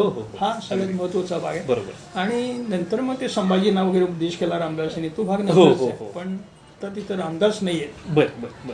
पण काही लोक मानतायत, ठीक आहे. म्हणजे ते काय तो भाग सोडून द्या असा सगळा. आणि इतिहासाचे वेगवेगळे पैलू आहेत, प्रत्येकाला वेगवेगळ्या त्याच्या नजरेने बघितलेला इतिहास आहे, प्रत्येकाला वाटतं वेगळं. हो, अगदी. तुमच्या मते आता कसं आहे, माझं तर म्हणणं असं आहे की जिजाबाई आणि शहाजीराजांचा याच्यात मोठा वाटा आहे. अगदी. आणि स्वराज्याची संकल्पना ही शहाजी महाराजांची आहे. म्हणजे हिंदवी स्वराज्याचे संकल्पक आणि प्रवर्तक म्हणायला हरकत नाही, ते म्हणजे शहाजीराजे. आणि ते त्यांचं जे स्वप्न होतं ते स्वप्न राजेंनी साकार केलं. प्रत्यक्ष शहाजीराजे 23 जानेवारी 1664 घोड्यावरून पडून वारले. शहाजीराजे असताना राज्याभिषेक करण्याची कल्पनाही महाराजांच्या मनामध्ये नाही. आता राजे गेले, आपण करूया. बरोबर. म्हणजे तसा जर विचार केला तर शहाजीराजे म्हणजे वडिलांचं छत्र हलवल्यानंतर राज्याभिषेक झाला. 23 जानेवारी 1664 राजे गेले ना. कर्नाटकात हौदेगिरी नावाचं गाव आहे, त्या गावामध्ये शिकारीसाठी हे असंही सांगितलं जातं की एका खेडेगावात वाघ आलेलं होतं, त्या वाघाला मारण्यासाठी ती निघालेली आहे. ते घोड्याचा पाय त्या गवताच्या ह्याच्यामध्ये अडकला आणि ते पडून असा भाग आहे. तेव्हा दुर्दैवाने स्वराज्याचा संकल्प प्रवर्तक शहाजीराजांची जावई, त्यांनी ते सगळे म्हणजे शहाजीराजे, आणि तीच संकल्पना महाराजांनी प्रत्यक्ष कृतीत आणली. त्यामुळे स्वराज्याचा संकल्प हा जरी ते आदिलशहाकडे नोकरी करत असले तरी त्या माणसाच्या डोक्यामध्ये हेच आहे ना, म्हणजे छुपी मदत तिकडे राहून त्यांनी केलेली आहे शहाजी महाराजांनी. हे सगळं मंत्रिमंडळ त्यांनीच पाठवलंय ना. हो, त्यांनीच अगदी. पाठवलंय. म्हणजे त्यांच्या विश्वासातली माणसं जेदेना ते मंत्रिमंडळामध्ये. सांगतायत, बर कान्होजी जेदेना सांगतायत की तुम्ही आता तिथं मावळ भागातले, तुम्ही जा राजेंद्राच्या पाठीशी उभे राहा. जेदेना सांगतायत. शहाजी राजांनी हो. छुपी मदत जी केलेली आहे ही जेदेना महत्वाची आहे. पाठवलं प्रत्यक्ष. स्वतः की मायेची माणसं शिवाजी महाराज नाही, तुम्ही मायेची आमच्या घरची माणसं आहात, तुम्ही जा तिथं आता. बर जेदेना ते पाठवत आहेत. याचा अर्थ संकल्पक प्रवर्तक स्वराज्याचे, हिंदवी स्वराज्याचे शहाजीराजे. अगदी त्यांचं महत्व अनन्यसाधारण आहे. हो, अनन्यसाधारण मान्यच करावं लागेल. मान्यच जे करावं. इतिहासामध्ये खरं तर हो. शहाजी महाराजांचे फार कमी नाही, उल्लेख नाही, आहेत. नाही, उल्लेख टाळले जातात ना. उगीच बरोबर. स्त्री महत्व वाढवण्यासाठी हे सगळं केलं हो. जातं. हे मला चुकीचं आहे. सांगायला आपल्याला अतिशय आनंद होतोय की स्वतः जाधव सर छत्रपती शहाजी राजेंवरती स्वतःच त्यांनी संशोधन केलेलं आहे आणि निश्चितपणाने आगामी काळामध्ये शहाजी महाराजांचा इतिहास जो आहे तो प्रकाश झोतात आणण्यासाठी ते प्रयत्न करतील. आणि आपण या राज्याभिषेक दिनी आशा करूयात की शहाजी महाराजांचं वरती एक चांगलं पुस्तक आपल्या माध्यमातून जनतेपर्यंत पोचावं आणि इतिहास त्यांचा जो आहे स्वराज्याचे संकल्पक प्रवर्तक शहाजी महाराजांचा पोचावा अशी अपेक्षा व्यक्त करायला हरकत नाही सर. अगदी अगदी अगदी. शिवचरित्राच मध्ये माझ्या ते 3 प्रकरणं येतात. बर हो, अगदी शिवचरित्र ही आपला अभ्यास सुरू दाखवले आहे. आपण आता. हो. 3 प्रकरणं मी दाखवली. ती 3 प्रकरणं शिवचरित्रामध्ये येतात. जवळजवळ 700-800 पानाचं शिवचरित्र होईल. त्याच्यामध्ये जवळजवळ सांगतो तुम्हाला 50-60 पानाची शहाजी महाराजांच्यावर जाणार. जा अगदी महत्व आहेच त्यांचं वेगळ्या प्रकारचं. आता ज्या वेळी राज्याभिषेक समारंभ आपण 6 जून दिनांक आपण फिक्स केलेलं होतं त्यावेळी स्वराज्याचा विस्तार जो आहे म्हणजे बघा. हिंदवी स्वराज्य आपलं जे हा, म्हणतोय ते आहे त्याचा ना. विस्तार कुठपर्यंत होता. पश्चिम महाराष्ट्र, सातारा, कोल्हापूर, सांगली हा सगळा भाग बर आणि इकडे सगळा कोकणचा समुद्र किनारा, दाभोळ वगैरे, बंदर वगैरे, इकडे जे रेवणदंडा वगैरे हे सगळं आहे ना, बर हे सगळं चौल म्हणा, गोव्यामधलं चौल म्हणजे पृथ्वीकडे चौलचा थोडा भाग आहे, इकडे चौलचा थोडा भाग आहे. हे सगळं जे आहे इतकं स्वराज्य. म्हणजे गोव्यापासून ते हो, हो. गुजरात पर्यंत गुजरात. आपलं हो. स्वराज्य ठरलेलं होतं. अलीकडे काही लोकांनी मांडलंय ना की हो. स्वराज्य म्हणजे हिंदवी स्वराज्य हे जे सांगतात की फार छोटं राज्य होतं. बर असं नाहीये. राजांचं राज्य त्यांनी म्हणजे ते पश्चिम महाराष्ट्र आहे, कोकणचा समुद्र किनारा आहे, हे सगळा भाग त्याच्यामध्ये आहे ना. गोव्यापर्यंत जाऊन पोचले. गोव्यात तर म्हणजे हल्ला करायच्या विचारात आहेत ते. बर पोर्तुगीजांच्या ह्याच्यावर हल्ला करायच्या विचारात आहेत. तो थांबला हल्ला.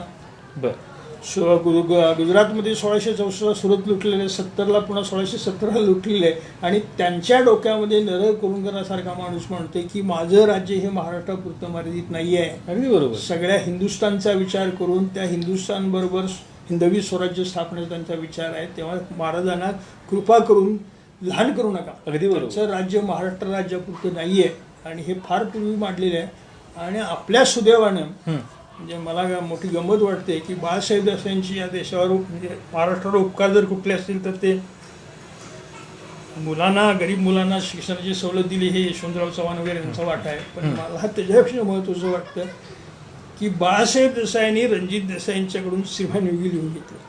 काय म्हटलं. श्रीमानयोगी श्रीमानयोगी कादंबरी हो, जी हो. आहे ही बाळासाहेब देसाईंनी रणजित देसाईंच्याकडून अक्षरशः आणि इतकी अप्रतिम कादंबरी लिहिली आहे त्या माणसाला तुम्हाला सांगतो. म्हणजे त्याचे प्रसंग तर काय काय कल्पनेने इतके उभे केलेले आहेत. एक साधा प्रसंग सांगतो राज्याभिषेकामधला हा की सगळ्या राज्याभिषेक झालेले आहेत बर आणि महाराज असे आपल्या वाड्याकडे आलेले आहेत आणि पुतळाबाई राणीसाहेब आणि आज जिजाबाई बसलेले आहेत. बर आणि पुतळाबाई सांगतात की ती यायला आलीत वगैरे. तर जिजाबाई राणीसाहेब म्हणतात अगं आता असं माझी पंचायत जाईल, तो आता राजा झाला, आपण उठून उभा राहायचं काय. हा अगदी बरोबर. आणि हा प्रसंग रणजित देसाईंनी इतका अप्रतिम रंगवलेला आहे. माझ्या तर डोळ्यात पाणी उभं आहे. बरोबर. अशी अनेक प्रसंग रंगवले. अजून त्यामध्ये एक प्रसंग आहे म्हणजे शिवाजी महाराज जेव्हा त्या सिंहासनाकडे वळले आणि त्या पायऱ्या चढताना ते क्षणभर थबकले. ते थबकले आणि त्यांच्या मनामध्ये अनेकांची विचार स्मरण झालं. म्हणजे ज्यांनी स्वराज्यासाठी बलिदान दिलं त्यांचं स्मरण झालं. अक्षरशः डोळ्यातनं अश्रू तरळले असतील त्यावेळी. बाजी प्रभू देशपांडे आहे, सगळे आहेत, बाजी पासलकर आहे, सगळे लोक जी गेली त्यांचं स्मरण निश्चितपणाने महाराजांनी केलं असावंच. हो हो हो ते निश्चित ठीक आहे, मान्यच करावं लागेल. बरोबर. आणि हा माणूस कसा आहे, कुणाला असं वाऱ्यावर नाही सोडलं कधी. अगदी तेच महत्वाचं होतं. म्हणजे ज्यांच्या घरामध्ये बाजीप्रभू देशपांडे असतील, बाजी बांधलेला असतील, बाजी बांधल्यानंतर जे ते पराक्रम बावनखिंडीमध्ये केल्यानंतर जयदीनची तलवार मानाची काढून त्यांना दिलेली आहे, होय. जयदीनी बिनतक्रार ती दिलेली आहे. हे जे आहे ना की पराक्रम गाजवलं त्यांचं कौतुक करणं, जे गेलेले आहेत मृत्यू पावले ठार झालेले आहेत राज्य युद्धामध्ये, त्यांच्या घरामध्ये जाऊन त्या लोकांची सांत्वनी करणं, त्याच्या मुलाला पुन्हा घेणं, हे जे आहे ना हा माणूस सातत्यानं करतो. बरोबर, हे मोठेपण आहे. मोठेपणा अगदी. नाहीतर माणसं वापरायची आणि टाकून द्यायची असा असं प्रकार केलेलं आहे, नाही. असं नाही कधी म्हणजे असं नाही कधी केलं. मृत्युमुखी पडलेल्या सैनिकांना हो, सुद्धा अगदी, अगदी, अगदी. त्यांच्या वारसांना हो, वारसाना स्वराज्यामध्ये दाखल करून घेतलेला आहे. सगळ्यात मोठा उल्लेख म्हणजे तानाजी मालुसरांचे सुपुत्र जे आहेत रायबा मालुसरे, त्याने घेतले ना. आणि त्यांचा कोल्हापूरशी संदर्भ आहे तो म्हणजे किल्ले पार वंशज आहेत आजही. म्हणजे मला मी कोल्हापूरकडे का वळलो तर स्वराज्यामध्ये कोल्हापूरचं एक स्थान जे आहे ते एक वेगळं आहे. वेगळं आहे. म्हणजे स्वराज्य अबाधित ठेवण्यामागे कोल्हापूरचा फार मोठा वाटा आहे. त्याबद्दल काय सांगा. आता कसं आहे की पन्हाळा जवळ आहे हो, पन्हाळा तर राजधानीचं शहर आहे आपलं. आणि 1710 मध्ये शिवाजी महाराजांच्या सुनेने छत्रपती ताराराणींनी औरंगजेबासारख्या बलाढ्य शक्तीला थोपवलंय त्या पन्हाळ्याच्या माध्यमातून. आणि 86 वर्षाची बाई ही सातत्यानं जवळजवळ आयुष्य सगळं लढण्यामध्ये गेलं. त्या 86 वर्षाच्या ताराराणीवर मोजून 8 किंवा 10 पुस्तकं असतील. खरं दुर्दैव आहे ते खरं तर. आणि ज्यांचं कर्तृत्व म्हणजे ज्यांचा म्हणजे आता असं बोलत नाही मी स्पष्टपणे किती लिहिले जातो. म्हणजे राणी लक्ष्मीबाईंच्यावर बरंच लिहिलं गेलंय, पण त्या तुलनेने छत्रपती ताराराणींच्यावर लिहिणं गरजेचं आहे. दुर्लक्षित पूर्णपणे.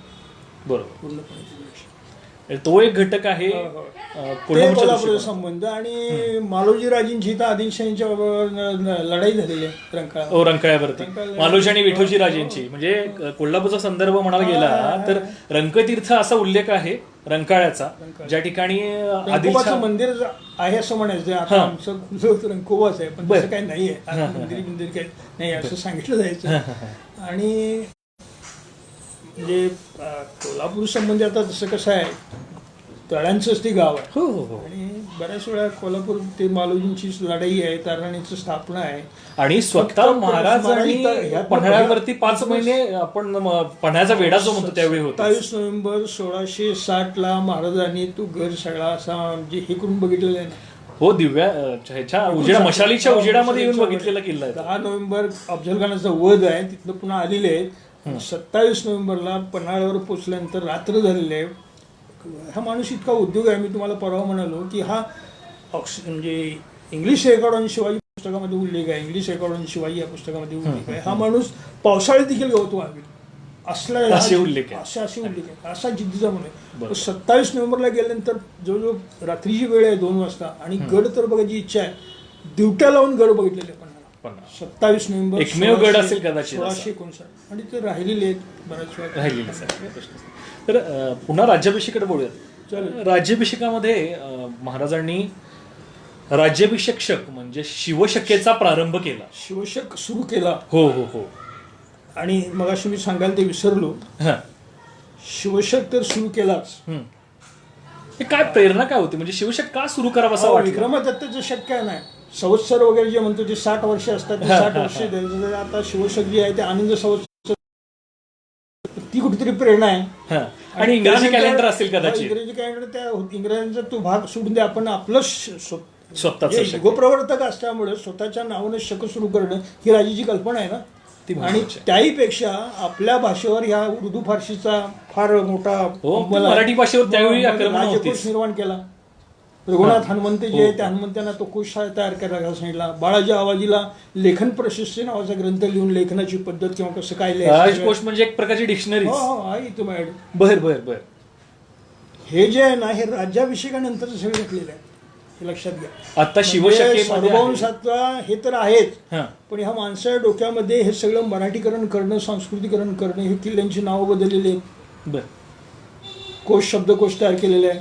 रघुनाथ हनुमंतांना ते काम दिलेलं आहे. त्या हनुमंताच्या वंशातलाच एक कोणतरी दिसतोय त्यानं सांकेत कोश काढलेला आहे. म्हणजे पहिलं 1 2 3 4 वगैरे असे जे आकडे आहेत ना, तोही माझ्या बर. म्हणजे 350 आणि पेशवाईतली कशी त्याची नावं, बरं. 350 म्हणजे 350 अंक जो आहे ना तशा 4 चांडाळ चौकडी कोण असा तो कोश आहे. बर, आता शिवशके कुठले चालू ना आता सध्या आपण 300 आता बघा की 78 मिळवा की फक्त हा बरोबर. 78 मिळवायचे. तर त्यावेळी महाराजांनी हे जे आहे ना हा. शिवशक जे आहे हा.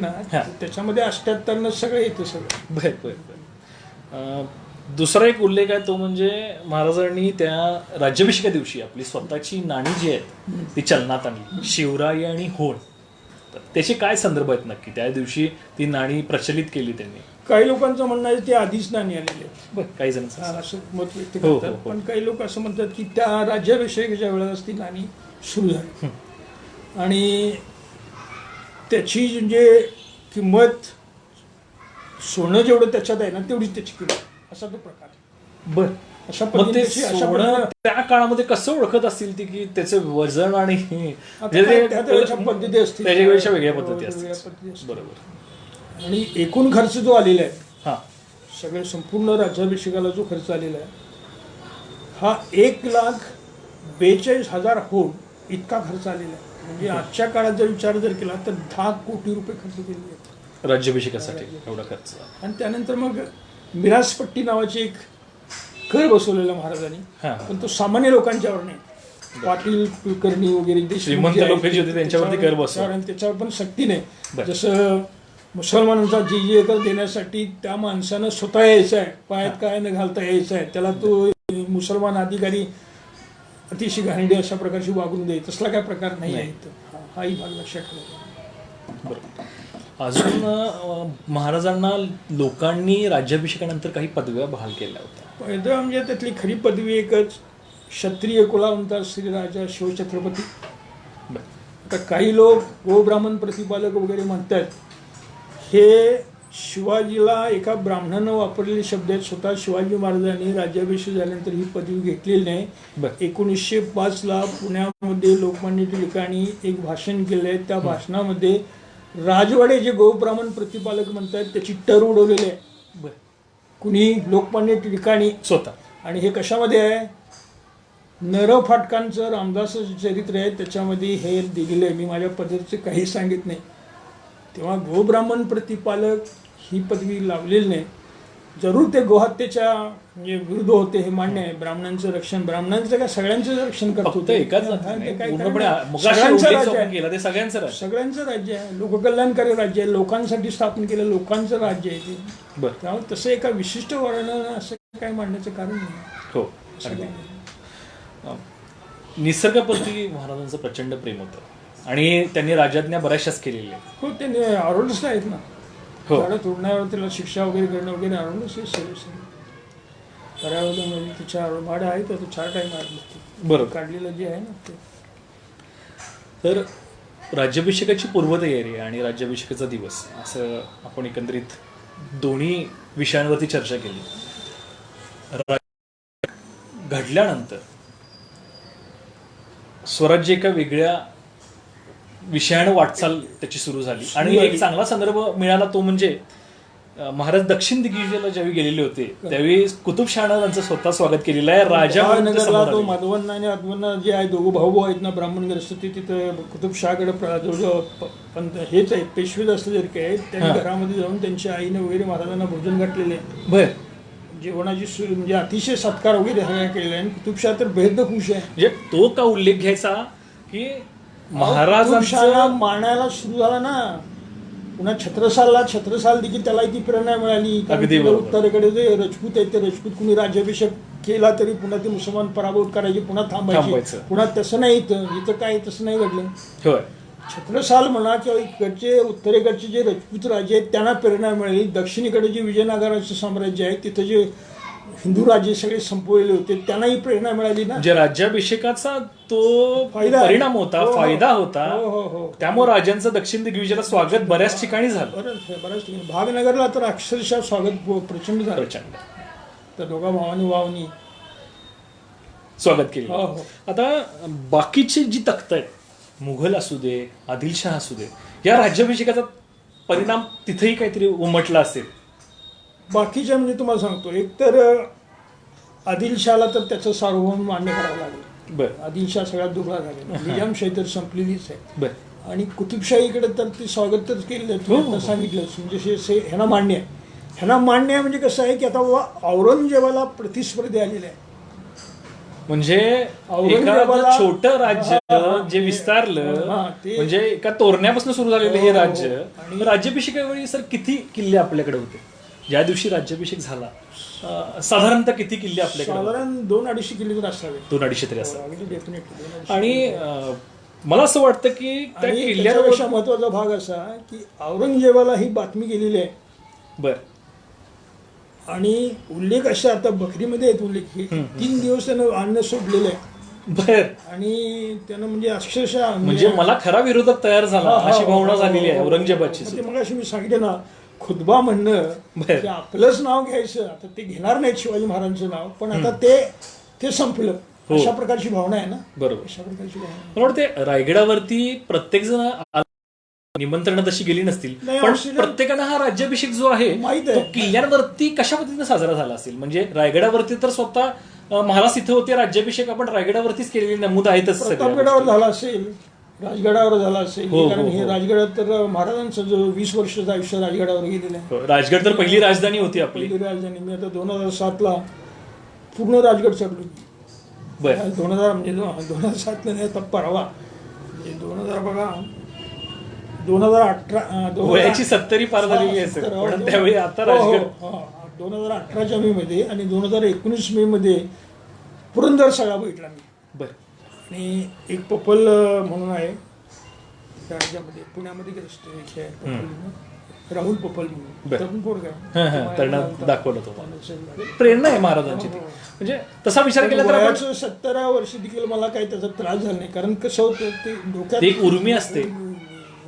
आणि मुळात काय आहे, आपल्या जीन्स मध्ये आहे सर. हा, हा. म्हणजे वडिलोपार्जित आपल्याकडं जीन्स मधून आलेलं आहे. बरोबर. मला वाटतं शिवाजी महाराज म्हटल्यानंतर जय म्हणायची आपल्याला कोण शिकवलेलं नाही. संभाजीराजेनं तर मगाशी मी सांगायला विसरलो हा की शिवराज्याभिषेकाला राष्ट्रीय सणाचं स्वरूप देण्यामध्ये संभाजीराजांचा वाटा. हो अगदी. म्हणजे कोल्हापूरचे युवराज हो, छत्रपती संभाजीराजे जे करावं आहेत लागेल. त्यांनी खऱ्या त्याला अर्थानं स्वरूप लोकोत्सव केला. राष्ट्रीय स्वरूप त्यांनी दिलं. राष्ट्रीय स्वरूप. मला वाटतं गेली आता 10 वर्षापेक्षा हो, जास्त हो. काळ संभाजीराजांची नोंद हो, घेऊ. हो. अगदी म्हणजे सांगायला हरकत नाही. राज्याभिषेकाचा लोकोत्सव जो झाला हो, तो ते कोल्हापूरच्या संभाजीराजे- गादीचे युवराज जे आहेत छत्रपती संभाजीराजे, हो, त्यांनीच अखिल भारतीय राज्याभिषेक समितीची स्थापना केली. बरोबर. अगदी सह्याद्री प्रतिष्ठान सुद्धा त्यांच्याच मार्गदर्शनाखाली सुरू आहे. हो. तर त्यांच्या प्रयत्नातून रायगड विकास प्राधिकरण सुद्धा आता कार्यरत आहे. कार्यरत आहे, काम चालू आहे. रायगडचा इतिहास जो आहे तो नव्याने उजाळा घेतोय असं म्हणायला हरकत नाही.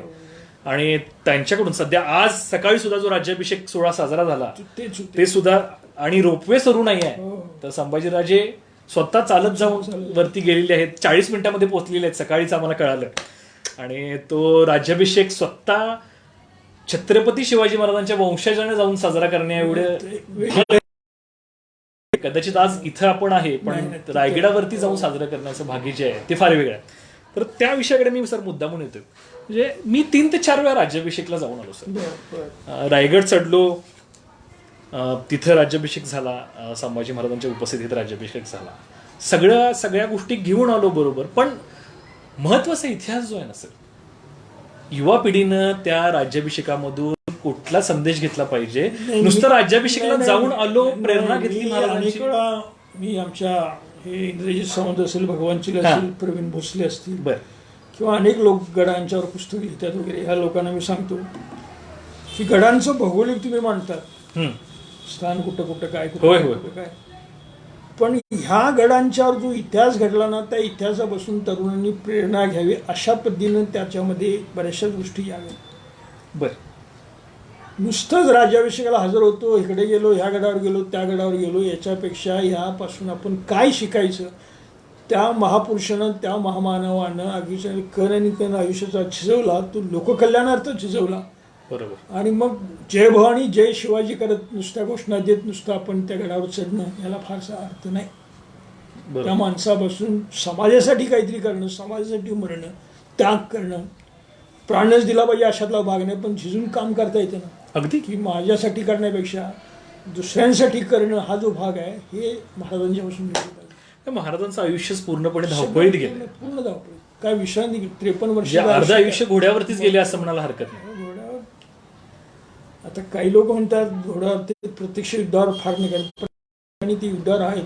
आणि काही लोकांचं म्हणणं असं आहे की ते लाल किल्ल्यामध्ये म्हणजे पुण्यामध्ये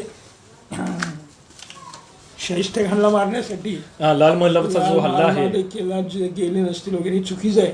पण तो शिवाजी आहे म्हणून तर गेला. अगदी बरोबर. भाग आहे ना. जीवाची बाजी लावून स्वतः महाराज गेले. इथेही कोल्हापूरचाही उल्लेख आहे. ज्यावेळी पन्हाळावरती ते अडकलेले होते तिथून निसटून बाहेर पडले, विशाळगडावरती स्वतः लढून गेलेले आहेत महाराज. सुरव्यांचा वेढा जो आहे 2 हातामध्ये पट्टे घेऊन लढलेले आहेत महाराज. म्हणजे बऱ्याच ठिकाणी स्वतः महाराज लढल्यामुळे ठिकाणी लढलेले महाराजांना ते प्रेरणादायी का प्रेरणा घ्यायची महाराजांकडनं, तर ते फक्त मॅनेजमेंट गुरु म्हणून एक अंग असं नाहीये की त्यांनी मावळ्यांकडून त्यांचं कार्य करून घेतलं, तर लीडर म्हणून ते स्वतः मैदानामध्ये उतरलेले आहेत. अफजल खानाच्या अगदी. वधासाठी स्वतः जातो ह्याच्यात झालं ना. अगदी बरोबर. तेवढे किती धाडस असेल बघा. बरं. काय काय चेष्टा आहे काय. हो नाही ते आहेच ना प्रश्न. म्हणजे तो किती 6.5 फूट उंचीचा माणूस अफजल खान, त्याची उंची, त्याचं सगळं हे आणि किती मोठं. म्हणजे मला तर ते आश्चर्यच वाटतं का. म्हणजे यशवंतराव चव्हाण एकदा असं म्हणाले, म्हणजे इथं विस खांडेकरांचा सत्कार होता आणि पारितोषिक मिळाल्यानंतर की मला आज काय कसं वाटतंय. बर. तर म्हणले अफजल खानाचा वध करून आल्यानंतर शिवाजी महाराजांना प्रतापगडावर भेटायला जाणार गेलो असताना जर काय वाटला, आनंद झाला असता, तशा प्रकारचा आनंद मला आज होतोय. ज्ञानपीठ पारितोषिक खांडेकरांनी बर अशी उपमा त्यांनी यशवंतरावनी कोल्हापुरामध्ये भाषण झालं. बर. त्यावेळेला अजून एक काही चांगले उल्लेख आहेत राज्याभिषेकचे. म्हणजे महाराजांची द्रष्टेपणा जो होता महाराजांचा त्याचे उल्लेख आहे. त्याच्यामध्ये राज्याभिषेक समारंभावेळी रायगड सारख्या दुर्गम किल्ल्यावरती हत्ती वरती होता. आता कसं आहे ते मगाशी की जी सदर आहे, जो राज दरबार आहे, दरबारचा हॉल जो आहे, हॉलच्या बाहेर जो म्हणजे कमान जी आहे प्रवेश करायचा, तिथे ते 2 हत्ती आहेत. अगदी बरोबर. आणि 2 हत्ती आहेत, घोडे आहेत आणि ते सजवलेले आहेत. बर. आणि ऑक्सिजनला आश्चर्य वाटतंय की हे एवढे मोठे हत्ती इथं कसे आणले, त्याची नोंद आहे. बरोबर. ऑक्सिजनची नोंद आहे. आता कशा आणले, आता काय आणले, आता ते आता काही लोक म्हणतात की लहान पिल्लू असतानाच ती वरती घेऊन गेली वगैरे. आता ते काय आता म्हणजे कदाचित दुसरी एखादी वाट असेल, त्या वाटेने ती नेली असते, आपल्याला ती वाट माहिती नसेल कदाचित. असंही असू शकतं. पण ते पिल्लू ठेवले असतील वगैरे ही काय दंतकथा, म्हणजे त्याला काय फार त्याचे फारसे पुरावे नाही. पण अंबारीतून महाराजांची मिरवणूक काढलेली आहे राज्याभिषेकानंतर. हे काय हत्तीवरून म्हणजे मिरवणूक निघालेले आहे. पुढे माऊत म्हणून हंबीराव मूर्ती बसलेले आहेत. सगळे पंतप्रधान हे सगळं अष्टमंडळ जे आहे, मंत्रिमंडळ जे आहे ते सोबत चालत आहे. मिरवणूक अण्णाजी छत्र धरतोय. पुन्हा तुमचे मोरोपंत जे आहेत ते मोरोपंतांच्या हातामध्ये कलश आहे, तुपाचा कलश आहे. त्याच्यामध्ये पुन्हा महाराजांनी आपलं प्रतिबिंब बघितलेलं आहे. ह्या सगळ्या घटना अनेक घटना आहेत, त्या सांगत बसायला खूप वेळ लागेल. हो नाही अगदी आहेच अगदी आहेच. मला तुमच्या नजरेतून तुम्ही जो रायगड बघितला तो लोकांसमोर मांडला तर फार छान होईल. कारण की एका सामान्य माणसानं बघितलेला रायगड आणि एका इतिहास संशोधकानं बघितलेला रायगड ह्याच्यामध्ये जमीन आसमानाचा फरक आहे. तुम्ही रायगडला गेल्यानंतर निश्चितपणाने तुम्हाला राज्याभिषेक ज्या ठिकाणी झाला त्या जागेवरती गेल्यानंतर पूर्ण इतिहास डोळ्यासमोर उभारला असेल. तर नक्की ती जागा कुठं आहे रायगडावरती. म्हणजे जेव्हा जेव्हा आता इथं आपल्याबरोबर जे ऑनलाईन पाहतायत माझ्या माहितीप्रमाणे जो आता आपण पुतळा जो बसवलाय ना, बर, तिथंच ती जागा असं असं वाटतं. त्याच ठिकाणी जागा असं. आणि कसं म्हणजे ते भगवानची बऱ्याच वेळा सांगतात किल्ल्यांच्यावर एक वेगळंच काहीतरी असं म्हणजे वेगळ्या प्रकारचं असं म्हणजे काय भारावून गेल्यासारखंच होतं. बरोबर. काय त्याचं हे देता येत नाही कुठल्याही किल्ल्यावर जाऊ दे. बर. मग ती कुठली अगदी रायगडावरचा होळीच्या माळाचा उल्लेख, त्याच्यानंतर वेगळ्या प्रकारचा घोड्यावरून चालत येऊन बाजार करण्यासारखी बाजारपेठ आहे. उंचच आहे ना, उंच बाजारपेठ आहे. 22 दुकान आहेत. एका बाजूला 22, इकडे 22, इकडे 22. आणि कसं आहे घोड्यावरून देखील बाजार करतात अशी त्याची मागणी. हे सगळं प्लॅन आहे अतिशय. आणि मगाशी उल्लेख करायचा यायला अर्जुजी यादव जे हा. आहेत, गिरजूजी यादव जे आहेत आणि राज्याभिषेकाच्या वेळेला गिरजूजी यादव हजर आहेत बर अशी नोंद घ्या तुम्ही. बर गिरजूजी यादव कोल्हापूर आता त्यांची जो वाडा आहे तारंकोबाच्या मंदिरात बर, बर, बर. वाडा आहे, त्यांचे वंशज आहेत. हा. हे पूर्वीचे आपले आमदार होते ना, हा यादव काय नाव त्यांचे वंशज आहेत हो हे आमदार होते की पूर्वी, काय बर. त्याचं नाव विसरलं. पण ते म्हणजे महत्वाचं काय आहे लालासाहेब की यादव हा त्यांचे वंशज आहेत त्यांचेच वंशज. म्हणजे आणि ह्या लोकांना कराड भागामध्ये 56 गावांची जहागिरी दिलेली आहे. महाराजांनी त्या काळात म्हणजे अर्जुजी यादव आणि गिरजूजी यादव, गिरजूजी थोरले, हा. अर्जुजी धाकटे आणि सगळं इंदुलकर तर आहेच. हिरोजी इंदुलकर तर महाराजांच्या किल्ल्यांचं काम बघतायत, पण त्यांच्या बरोबरीनं अर्जुजी यादव आहेत. म्हणजे किल्ला बांधणीमध्ये यादवांचा एक हो, हो. तेवढाच मोठा वाटा. प्रतापगड फक्त मोरोपंतांनी नाही बांधला, हा अर्जुजी यादवांचा मोठा वाटा त्याच्यामध्ये आहे. अगदी बरोबर. म्हणजे रायगडावरती एक पायरी आहे, हो. त्या पायरीवरती सुद्धा नोंद आहे, ती निश्चितपणाने आपण जे पाहतात त्यांना सांगावी. त्या पायरीवरती उल्लेख आहे, म्हणजे सेवेची ठाई तत्पर हो. हिरोजी इंदुरकर जे आहे. नक्की काय त्या पायरीमागचा इतिहास आहे? काय प्रत्येकाची मुद्रा जी आहेत ना, मुद्रा करत असताना सेवेशी तत्पर असते आणि महाराजांची मुद्रा वेगळी आहे बर की लोककल्याणार्थ चंद्राप्रमाणे वाढणारा माझं हे राज्य आहे, अशा प्रकारे मी लोककल्याणार्थ. आणि पक्ष बाकीयांच्या मुद्रा जी आहे की त्या राजांना सेवेशी तात्पर, तुमची सेवा करण्यासाठी मी तात्पर आहे. बरं. आणि कुठेतरी मग त्यांच्या मनामध्ये, इंदुलकरांच्या मनामध्ये आपलं साठी दिलेलं आहे, अजूनही आम्ही तुमच्यासाठी म्हणू, असाच भाग आहे, बाकी काहीच नाही. अगदी बरोबर. म्हणजे किल्ल्यांवरती किल्लेदाराची नेमणूक सुद्धा जी आहे ती करत असताना जातीपातीचा विचार नाहीये. कधीही नाही. ब्राह्मण आहेत, महार समाजातले आहेत, मराठा आहेत, सगळ्या समाजातले लोक सर्व समावेशक हो, आहे. अगदी अगदी कुठेही नाही. पराक्रम, गुणवत्ता, हेच निकष लावलेले आहेत निकष निकष ते म्हणून तर मराठा राज्य. सैन्यामध्ये. आणि हे जेव्हा संपतं ना तेव्हा मग राज्यकोश होतात, बरोबर. असं भाग आहे. संभाजीराजेंनी कसा बघितला असावा राज्याभिषेक त्या युवराज म्हणून? आता कसं आहे, ते आता 74 आणि किती आता त्यांचं वय त्यांचं किती? वय अवघं किती असावं त्यावेळी? 57 ते 74 म्हणजे बघायची 57 आणि 74 म्हणजे 17 वर्षे येते. बरोबर. 17 वर्षाचे युवराज, हो. पहिले युवराज स्वराज्याचे. पहिले युवराज. त्याने मनामध्ये आपल्या बापासंबंधी म्हणजे अभिमानच वाटलं असेल. नक्कीच. स्वकर्तृत्वाने निर्माण केलेलं राज्य आपण बघतोय हो. आणि नाही म्हटलं तर तो बाप आहे, अगदी. आपल्या बापाचं कर्तृत्व हो कोणाला हो कुठल्या सन्मान कोणाला- असावाच, प्रश्नच नाही. हे राज्य महाराजांनी निर्माण केलेलं राज्य आहे, ते निश्चितपणाने कसं वाढवावं असे विचार असतील असे संभाजीराजांच्या विचार मनामध्ये. आणि त्यामुळं कसं आहे की बेंद्रेंचं संभाजी येईपर्यंत संभाजीची बदनामी आणि ह्या कुणी केली ह्या या खोडात आपण आता शिरायला नको. आता नको, आता त्याच्या संबंधी अगदी. खूप बोलता येईल. हो, हो, हो. या प्रकारे आहे ते.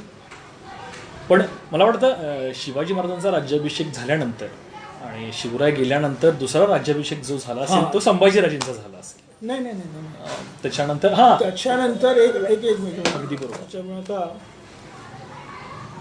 हे इथं पुस्तकच आहे, हो हो हो स्वामींचं छत्रपती शिवाजी महाराजांचा दुसरा राज्याभिषेक. हो त्या संदर्भाकडे आपण बोलूयात. हा, हा. आपण हेच करू. निश्चलपुरी जो आहे हाही ब्राह्मणच आहे, बर पण तो तंत्रमंत्र यातला तांत्रिक ज्याला म्हणतो ना आपण, हम्म. तांत्रिकातला तो मान्यवर आहे. हा म्हणजे विधिवत विधिवत व्हावं असं. या दृष्टिकोनातून. आणि त्याचं म्हणणं असं आहे, खरं म्हणणं म्हणजे त्याच्यात असं आहे, म्हणजे काही लोकांचं म्हणणं ते म्हणतायत की गागाभट्टानं त्यानं सुचवलेल्या ब्राह्मणांना दक्षिणा दिली नाही. बर बर हा राग मनामध्ये कुठेतरी आहे. बर आणि त्याच्या सुदैवानं आणि गागाभट्टाच्या दुर्दैवानं काही घटना अशा घडल्या हम्म. की 17 जून 1674 जिजाबाई राणीसाहेबांचा मृत्यू. रायगडावरती मृत्यू झाला. राज्याभिषेकानंतर किती जवळपास मला अहो, वाटतं अवघ्या 13 दिवसामध्ये दिवसांनी म्हणजे थोडक्यात एक अपयशाकडून झाला असं त्यावेळी मानलं गेलं. त्यानंतर गागाभट्टाला पण लाकूड लागलेलं आहे नाकावर कुठेतरी. हो हो हो असे उल्लेख त्यानंतर आहेत. पुन्हा नंतर काही ते आता ते वाईला एक लेले शास्त्री म्हणून जे होते ते तर म्हणजे त्याला आता काही मी नाव ठेवत नाही त्याला. बर तो तर गागाभट्ट म्हणजे शिवाजी महाराजांसारख्या शूद्राचा वैदिक पद्धतीनं राज्याभिषेक केला म्हणून संडासामध्ये पडून मेला, अशा प्रकारचे उद्गार त्या माणसानं काढले. बर वैदिक पद्धतीनं केला आणि वैदिक पद्धतीनं चुकीच्या पद्धतीनं झाला असं निश्चिलपुरीनं सांगून तो केला. हम्म. 24 सप्टेंबर 1674ला दुसरा राज्याभिषेक झाला, तांत्रिक पद्धतीने झाला. आणि कम्युनिस्टांनी त्याचं एक पत्रक मिळालं. 14 सप्टेंबर 1999ला मुंबईमध्ये कॉम्रेड यशवंतराव चव्हाण कम्युनिस्ट पक्षाचे आणि शरद पाटील कॉम्रेड या दोघांचं एक पत्रक मिळालं आहे त्यानं.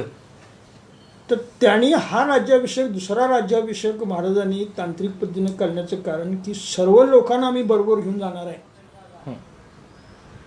वैदिक पद्धतीवर गागावाटाचं वर्चस्व आहे, पण तांत्रिक पद्धतीने इथं एक विवाह असा केलाय की खालच्या समाजातल्या स्त्रीबरोबर केलेला आहे असं यांचं म्हणणं आहे, पण त्याला काही पुरावा सापडत नाही.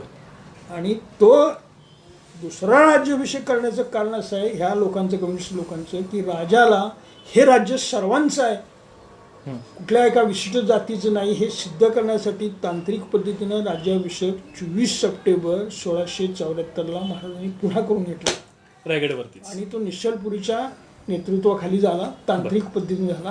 आणि त्याचा निश्चलपुरीचा वाटा सार्वजनिक समारंभ नसेल, सार्वजनिक समारंभ नाही, अगदी हे झालेलं आहे, पण तो झालेला आहे. त्याच्यावर पुस्तकच आहे, उल्लेख आहे. दुसरा राज्याभिषेक सुद्धा झालेला आहे तांत्रिक पद्धती. आणि त्यांचं म्हणणं असं आहे की हा माणूस कुणाचं, शरद पाटील आणि यशवंतराव चव्हाण कॉम्रेड, की जाती संस्थेच्या विरोधात आहे. ह्याला ही वर्णव्यवस्था मोडून काढायची आहे. हो हो हो. आणि मग शाक्तपंथ त्या पद्धतीचं त्यांचं तत्वज्ञान असल्यामुळं ते शाक्तपंथीय पद्धतीनं तो राज्याभिषेक केलेला आहे असं हे म्हणतात. आता ते मतभेदाचे मुद्दे आहेत, त्यांचं म्हणणं आहे. म्हणून ते कम्युनिस्टांनी 325 वर्षावर राज्याभिषेक 14 सप्टेंबर 1999ला मुंबईमध्ये बैठक घेऊन हा 325वा तांत्रिक पद्धतीचा दुसरा राज्याभिषेक आहे तो त्यांनी मोठ्या प्रमाणात साजरा केला. म्हणजे आपलं सांगणं आजच्या कार्यक्रमातून गरजेचंच होतं की हा राज्याभिषेक जो झाला 6 जूनला, त्याच्यानंतर दुसरा राज्याभिषेक झाला महाराजांचा, तो तांत्रिक पद्धतीने शाक्तपंथीय पद्धतीनं. हो. कार्यक्रमाच्या शेवटाकडे आपण वळूयाच. तत्पूर्वी एक शेवटचे काही प्रश्न आहेत, 1-2च. त्याच्यामध्ये महाराजांचं अष्टप्रधान मंडळ जे आहे ते शिवराज्याभिषेकानंतर अस्तित्वात आलं. तर मंत्रिमंडळच होतं आणि प्रत्येकाला त्याचा विभाग वाटून देण्यात आलेला होता. बरोबर आहे की, अगदी बरोबर. त्याचे नक्की संदर्भ काय आहे आणि हे करण्यामागं महाराजांचं प्रयोजन काय होतं असं म्हणतंय का? एक मिनिट. म्हणजे बरेचशाच खातेवाटप जे आहे ते खातेवाटप अष्टप्रधान मंडळाच्या माध्यमातून झालं आणि प्रत्येकाला वेगळी वेगळी खाती त्याच्यामध्ये दिली. अगदी मुख्यमंत्र्यांपासून खाती आहेत असे संदर्भ आहेत अष्टप्रधान मंडळाचे.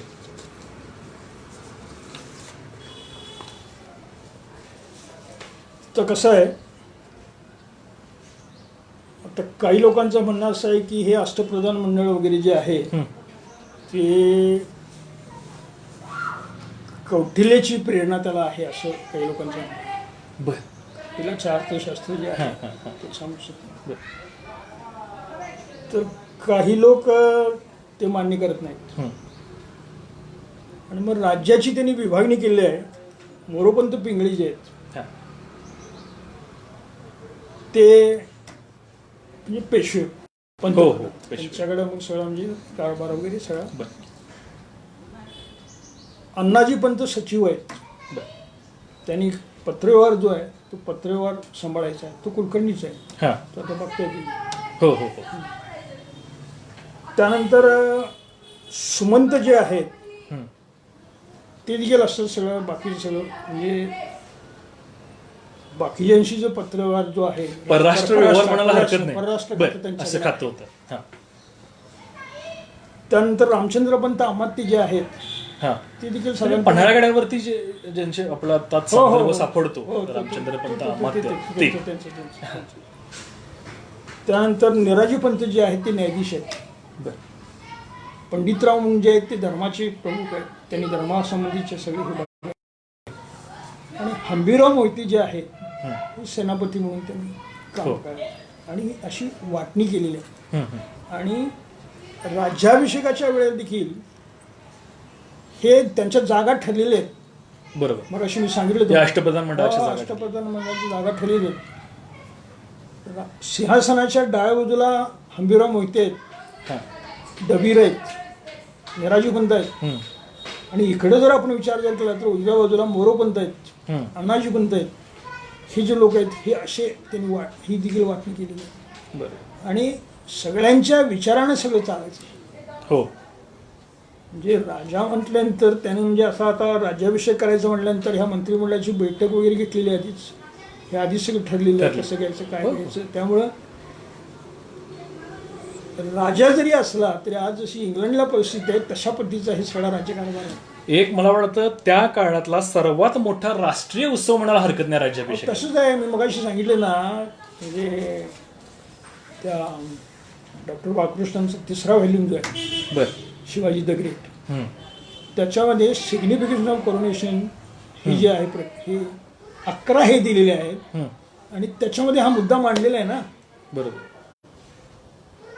की एकतर इथं आत्तापर्यंत राज्य होतं पण राजा नव्हता, हा हो. सगळ्यात महत्वाचा मुद्दा त्यांनी मांडलेला आहे. अगदी. मगाशी मी सांगितलं. हो हो हो. पुन्हा हिंदूंचं राज्य वेगळं अशा प्रकारचं राज्य नव्हतं. आजपर्यंत नव्हतं. म्हणजे 6 जून हा. 1674 पर्यंत राज्य नाही नव्हतं. नाही त्या 7-8 वर्षामध्ये नाहीच आहे. नाहीच. म्हणजे ही घटना जी आहे ही अभूतपूर्व आहे. हो. त्यानंतर इथं लोकांना असं राज्य निर्माण झालं की आता न्याय मागता येणार आहे. बर. तक्रार कुणाकडे करायची. म्हणजे बऱ्याच वेळा हे कुलकर्णी मंडळी म्हणा, पाटील मंडळी म्हणा, लोकांच्यावर अन्याय करायचं. तो रांजेचा पाटील जो होता त्यानं अत्याचार कसा केला तुम्हाला माहिती हो. आहे. वयाच्या 15-16 वर्षी राजेने हातपाय म्हणजे त्याला मारलं, हातपाय तोडण्याची शिक्षा दिली. म्हणजे परिस्थितीला म्हणजे माता जे श्रीमान- मानणं आहे ते महाराजांकडून शिकण्यासारखं. अहो श्रीमानयोगीच्या पहिल्या पानावर ते रांजेच्या पाटलाचं रणजित देसाईने ते कोटशीन दिले. बर. वयाच्या 15 होते, आता 1630 म्हणतात, हा. त्यामुळे ते 15 म्हणतात. बर. 45ला घटना घडली ना ती. हो हो हो. मग आणि त्यांनी कादंबरी जी आहे ती पुतळाबाईंना अर्पण केली आहे. राजेशी जोडे उराशी कवटाळी जी असते ती गेल्या तर सकल सौभाग्य पुतळाबाई राणी साहेबांना अर्पण केली. हो. तर असे सगळे राज्याभिषेकाचे आपण वेगळ्या विचारसरणीतून बघितलं. म्हणजे अगदी राजकीय परिणाम बघितले, राज्याभिषेकाची पूर्वतयारी बघितली, राज्याभिषेकानंतर झालेले परिणाम बघितले. तर मला जाता जाता महत्त्वाच्या काही घटना आहेत त्या तुमच्याकडून जाणून घ्यायच्या आहेत. एक तर तख्त निर्माण झालं जे, त्यासाठी एक भीम पराक्रम जो आहे तो महाराजांना गाजवायला लागला. हो, बरोबर. आणि त्याशिवाय हे तख्त निर्माण झालं नाही. बऱ्याचशाच लोकांचा, स्वकीयांचा सुद्धा विरोध होता राजांना. अहो आता मोरे काय, मोहिते काय, ही मंडळी काय सगळी विरोधच करत होती ना. बरोबर. निंबाळकरांच्यातली मंडळी काय हे सगळे विरोधच करत होते ना. स्वकीयांचा विरोध हो. त्यांनी आणि मोडून काढला. स्वकीयांचा विरोध मोडून काढून पुन्हा मग ही सगळी निर्मिती केली. अगदी बरोबर. मोहिते आता सोयरा ह्यांचे म्हणजे मामा ना यांचे, हो हो. बाबाईंचे भाऊ सौत्र मामा, हम्म. तू मानायला तयार नाही. शहाजीराजांचा म्हणून तू कोण, तू राजा. हा बरोबर. ते स्वकीयांचाही तितका विरोध झालेला होता. प्रचंड विरोध. मोहितेंचा विरोध आहे. मोरेंनी तर काय बंडच केलं होतं. हो. येसाजी मोरे जे चंद्रराव येसाजी मोरे, त्यांनी त्यामुळे बंडच त्यांना मारण्याशिवाय गत्यंतर राहिली नाही. बरं. त्यांची मुलं पळून गेली, पुन्हा ती सापडली. हम्म. आता काही लोक म्हणतात की बाबा हे असं कसं काय. आता कसं आहे, राजकारणात जसं बेरजांचं राजकारण करावं लागतं बर. तसं काही वेळेला उद्धट वागावं लागतं. हम्म. जसंच तसेही वागावं लागतं. मोरे प्रकरणाबाबत जावळीच्या महाराज तसेच वागलेले, बर. त्यामुळे महाराजांना दोष द्यायचं काही कारण नाही. हो हो. तसे जर न वागते तर मोरे वरचं म्हणजे हेच झालं असताना राज्य स्थापन करायला विरोध. आणि जावळी हे असं ठिकाण आहे हम्म. की संपूर्ण कोकणाचा किनारा जो आहे तो तिथनं सगळा राखता येतो ना. होय. म्हणजे प्रतापगड पासून ते अगदी विशाळगड पर्यंत सगळ्यात मोठं राज्य जे होतं मोरेंचं होतं. आणि त्यांचा विरोध महाराजांनी मोडून काढला. महाराजांचं लक्ष सगळं कोकणावर आहे, कारण कोकणावर राज्य हे अधिक सुरक्षित राहणार आहे. कारण ह्या मुस्लिम लोकांना ह्या डोंगराळ प्रदेशात, जंगल प्रदेशात लढाई करणं एवढं जमत नव्हतं. आयुष्यारामात सगळे काढायचे हे असल्यामुळं त्यामुळे महाराज राज्य जे वाढवत आहेत ते कोकणात वाढवत आहेत. अगदी हे लक्षात घ्या. मगाशी मी जे उल्लेख केला काही घटना अगदी थोडक्यामध्ये आपण त्याचा आढावा घेऊयात. हे राज्य जे निर्माण झालं त्याच्यामागे जो पराक्रम गाजवला गेला, काही अद्भुत अशा घटना आहेत ज्यांच्यामुळं महाराजांचं थोरपण जे आहे ते सिद्ध झालं त्या काळामध्ये. तर अशा कुठल्या घटनांचा आपण मागोवा घेऊयात? त्यात खुरपण सिद्ध व्हायचं म्हणजे एक कारण राज्याभिषेक, म्हणजे मगाशी मी सांगितले की लोककल्याणकारी राज्य, हो, लोकांसाठी काम केलं त्यामुळेच अगदी. हा एक भाग. हं. दुसरा भाग मगाशी मी तुम्हाला सांगितलं की राजा जो असतो हं. त्याला विजयाचं सुख फार घेता येत नाही. हा सगळ्यात महत्वाचा मुद्दा आहे. कारण सेलिब्रेशन नव्हतं अनेक त्यामध्ये. जवळची माणसं तो विजय घेऊन, त्यांचा मृत्यू तो विजय घेऊन आलेला असतो. खरं. आणि पराभव होत असताना खचून चालत नाही, कारण उरलेले जे लोक आहेत त्यांना धीर द्यायचा असतो. त्यामुळे बरोबर. राजा हा कसा राहतो, समतोल पद्धतीने त्याला राहावं लागतं आणि शिवाजी महाराजांनी ते जमलेलं होतं. बरोबर. आणि म्हणून मगाशी मी सांगितलं की शहाजीराजे संकल्पक आहेत, हं. पण ह्या माणसाची उर्मी कुठंतरी जी आहे ना ती मुळातच, म्हणजे मगाशी मी बोलता बोलता म्हणालो की गागावट म्हणतो की आम्ही हे सगळे विधी पुन्हा पुन्हा आम्हाला माहीत आहेत, आम्ही म्हणजे जो 4 वेदांचं 6 शास्त्रांचं ज्याचा अध्ययन झाला आहे, ज्याचा ज्योतिषशास्त्राचा अभ्यास आहे, योगाचा अभ्यास आहे, तो माणूस सांगतो हे आम्ही सगळं बघत असतो. पण ह्या माणसाच्या डोक्यातनं नवीन नवीन कल्पना येत आहेत की ज्या मलाही सुचत नाहीत. बरोबर. हे कुठंतरी हे गॉड घेऊन गिफ्ट हो. म्हणजे इतकं अष्टप्रधान, इतकं सगळं सांभाळणं, हं. हे जे आहे ना हे शिक्षणाचा भाग आहे. जिजाबाईंनी शिकवलं, हं. तर दादोजी कोंडदेवचा थोडासा भाग असेल, नाही अशातला भाग नाही, त्याचाही वाटा थोडासा आहे, ते मान्य करावं लागेल. बरं. पण उर्मी जी आहे ती तिची स्वतःची आहे असं मला वाटतं. अगदी. आणि त्यामुळं हा माणूस कसा आहे, मल्लिकार्जुनला गेलेले आहेत राज्याभिषेकानंतर, 1600 दक्षिणेकडे गेलेले आहेत. हो. म्हणजे आपण मगाशी उल्लेख केला दक्षिण हा, विजयासाठी. हैदराबादला. हां. आता मल्लिकार्जुनच्या नदीमध्ये पोहता पोहता त्यांना आंघोळ वगैरे झाले आहे. ते मल्लिकार्जुनचं मंदिर मी बघून आलो 2017 बरं. मुद्दाम गेलो तिथं. हां. तर या माणसाला आपलं शिरकमल त्या मल्लिकार्जुनला वाहण्याची इच्छा झालेली आहे बरं. की आता मी म्हणजे मला जे साध्य करायचं होतं ते मिळवलं. आणि आता काय आपलं अवतार कार्य संपलं, बरं. पण आता काय जायला हरकत नाही त्याच्यामध्ये. हे काय म्हणायचं किती समाधान होतं. केवढं समाधान. जे काय काम केलं त्याचं समाधान होतं निश्चितपणे. आणि हे जे आहे ना हे मोठी बात. अगदी. म्हणजे खऱ्या अर्थानं हा योगीच म्हणा, हो. श्रीमंत योगी, श्रीवाण योगी हे जे शब्द आहेत तंतोतंत लागू पडतं. तंतोतंत रामदासांची जे शब्द आहेत ना ते तंतोतंत लागू पडतात. अगदी बरोबर. आणि म्हणून मी रामदासांच्या अवगत पुन्हा सांगतो, ते हजर नसतील हे सगळं ठीक आहे, हं. पण त्यांनी जे कौतुक केले त्यांच्या त्या कडवी जे आहे जाणता राजा वगैरे बरोबर. मूर्तिवंत, म्हणजे ते जे आहे ना तेवढं कौतुक एका कुणी राजाचे कुणी म्हणजे अगदी अंतःकरण फाडून त्यांनी कौतुक अगदी. ते मानावंच लागेल. हो. अगदी विषयाचा महामेरू, बौद्धजनाशी आदरू वगैरे जाणता राजा. जाणता राजा. म्हणजे ते उल्लेख अद्भुत आहे, वेगळे आहेत. मग आता ते दाखवताना काही लोक दाखवतात ते, मग माझ्याकडे काही पुस्तकं आहेत की सज्जनगडावरून आंतरचक्षुने रामदासांनी बघितला राज्याभिषेक वगैरे. काय अर्थ नाही. त्याला तात्विक पुरावे नाही आहे, लिखित हे पुरावे त्यांना लिखित नाही. पुरावा काहीच नाही. बरं. पण दुर्दैवानं काही लोक मानतात ना. आता हो. मगाशी पावाकाणींचं सांगितलं हो, आपल्याला, हो. पावाकाणीसारखा माणूस म्हणतोय, सरदेसाई म्हणतायत, सरदेसाई सरकारांची मैत्री असल्यामुळे सरकार पण म्हणतात की रामदासांचं दर्शन घेऊन शिवाजी महाराज राज्याभिषेकाला गेले. हं, हं. त्याला काय अर्थ नाही. त्यामुळे दाखवत असताना एकतर 1672 पर्यंत रामदासांनी शिवाजी महाराजांची भेट झालेली नाही. बरं. आणि हे परावनिशी आता मान्य झालेलं आहे. हं. मावा धोरणचा कोण गुरु कोण शिष्य नावाचा एक लेख आहे लोकसत्तेच्या 1987च्या दिवाळी अंकामध्ये प्रसिद्ध झाला होता. बरं. त्या लेखामध्ये त्यांनी हे पुन्हा सगळं मांडलेलं आहे की बाबा काय रामदासांना मांडण्याचं तसं काही कारण नाही. हो हो हो. प्रत्येकाचं. त्यांच्या दासबोधावर त्या माणसाचं मोठेपण किती. हो नाही, त्यांचं स्वतःच मोठेपण आहेच, प्रश्नच नाही त्याच्या बाबतीत. त्यांनी पुन्हा संभाजीला सावरून घेतलं वगैरे, ह्या पुढच्या गोष्टी आहेत हो सगळ्या. हो. अगदी पुढच्या गोष्टी. अगदी आता आपण शेवटाकडे वळूयात, समारोप करूयात. मला पुन्हा एकदा तोच प्रश्न आपल्याला विचारायचा आहे की शिवराज्याभिषेकाला आता लोकोत्सवाचं स्वरूप आपण प्राप्त करून दिलेलं आहे.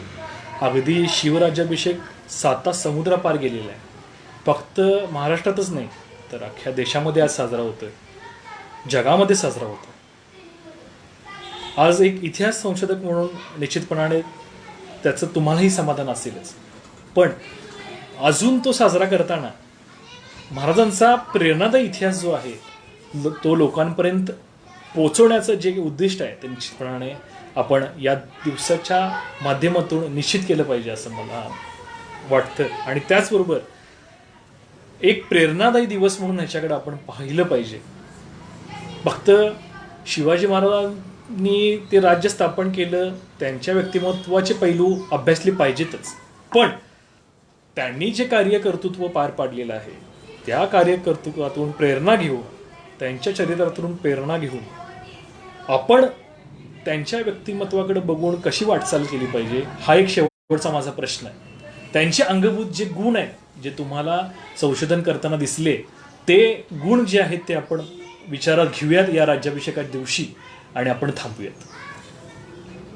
मी मगाशी म्हणालो की हा महामानव आहे. अगदी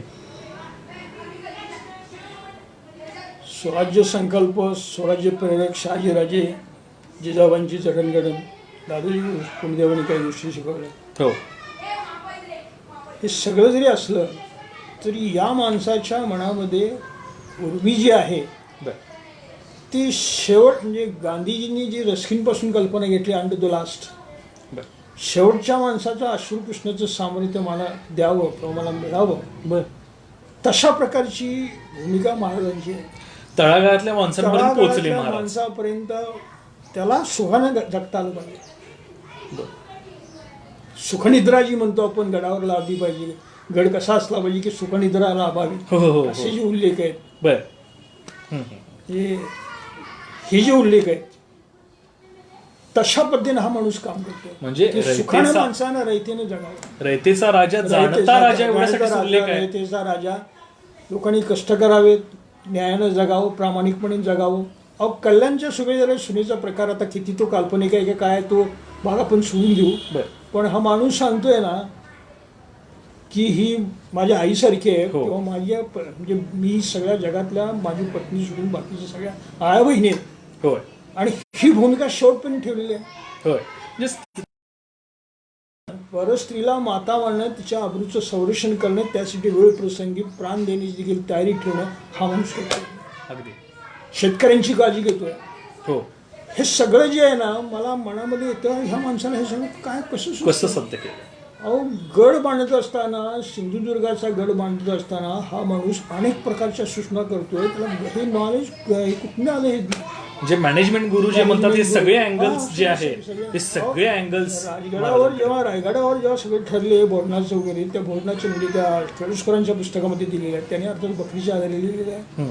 कृष्णाजी अर्जुन केळुसकरांचं पुस्तक जे शिवचरित्र मला शिवरामाला दाखवलं की भोजनाची पदार्थ कुठले ठेवायचे आहेत, ती कुणी करायचे आहेत. अहो, सगळं श्रम विभागणी केले. Division of labour. Division of labour हा मॅनेजमेंट मधला एक प्रिन्सिपल आहे. ते प्रिन्सिपल ते टाचण्याचं उदाहरण दिले. मग ते जे आहे ना, हा सगळा महत्वाचा भाग आहे ना. आणि हे एकच सगळ्यात शेवटी मुद्दा असा की आत्तापर्यंत या देशामध्ये या परकीयांनी या देशामधल्या लोकांच्यावर अत्याचार केले, अन्याय केले. काही अपवाद असतील, अकबरासारखा अपवाद असेल, सोडून द्या तो भाग, सोडून द्या. आता इथल्या माझ्या ह्या प्रजेला सुखानं जगता आलं पाहिजे, हे सगळ्यात महत्वाचं. कष्ट करतोय त्याला सोन्याचा घास मिळाला पाहिजे. बरोबर. कोणावर अन्याय होता कामा नये. आणि म्हणून बऱ्याच वेळा असं मला वाटतं की हा म्हणजे कुळवाडी भूषण हा शब्द महात्मा फुले जो वापरतात, कुळवाडी याचा अर्थ तो शेतकऱ्यांचा राजा आहे. हो हो हो, अगदी. पुन्हा पुन्हा पुन्हा पुन्हा महात्मा फुले कुळवाडी भूषण राजा असं म्हणतात ते. आणि फुलेंच्या डोक्यामध्ये कसं आहे बघा, त्या माणसाचा जन्म 300 वर्षांनी झाला, 200 वर्षांनी, 1870 रायगडावरती जी समाधी आहे महाराजांची 1827 आणि 1600 ती त्यांनी शोधून काढली. महात्मा फुले हे मान्य करत नाहीत ना. बर, हे लोक मान्य करत नाहीत. खरा शिवजयंती उत्सव त्याचं श्रेय महात्मा फुलेंच्याकडे आहे. बर, अगदी. आणि 1938च्या दिनबंधूच्या अंकामध्ये माधवराव बागल्यांनी हे लिहिलेलं आहे. ओके, आपण अगदी शेवटाकडे बोलतोय. जवळपास 1 तासापेक्षा जास्त आपण बोलतोय आणि बरेच जण आपल्याबरोबर सहभागी आहेत. पुन्हा एकदा मी त्यांचा आभार मानतोयच. त्याच्यामध्ये अगदी अखिल भारतीय शिवराज्याभिषेक समितीचे आहेत, सह्याद्री प्रतिष्ठानचे आहेत, आम्ही कोल्हापुरी ग्रुपवरून आहेत, त्याचबरोबर गडकोट नावाचा ग्रुप आहे. अगदी मुंबई पुणे ते अगदी मराठवाडा विदर्भातून लोक आपल्या बरोबर सहभागी आहेत कमेंट्समध्ये. बऱ्याच जणांच्या प्रतिक्रिया सुद्धा आपल्याला येत आहेत, तर त्यांचं सुद्धा मी आभार व्यक्त करतो. आणि शेवटचा एक प्रश्न म्हणजे शिवचरित्रामधला महाराजांचं नेतृत्व गुण सिद्ध झाला म्हणून महाराज झाले, हा एक प्रसंग तुम्ही सांगा आणि आपण थांबूया.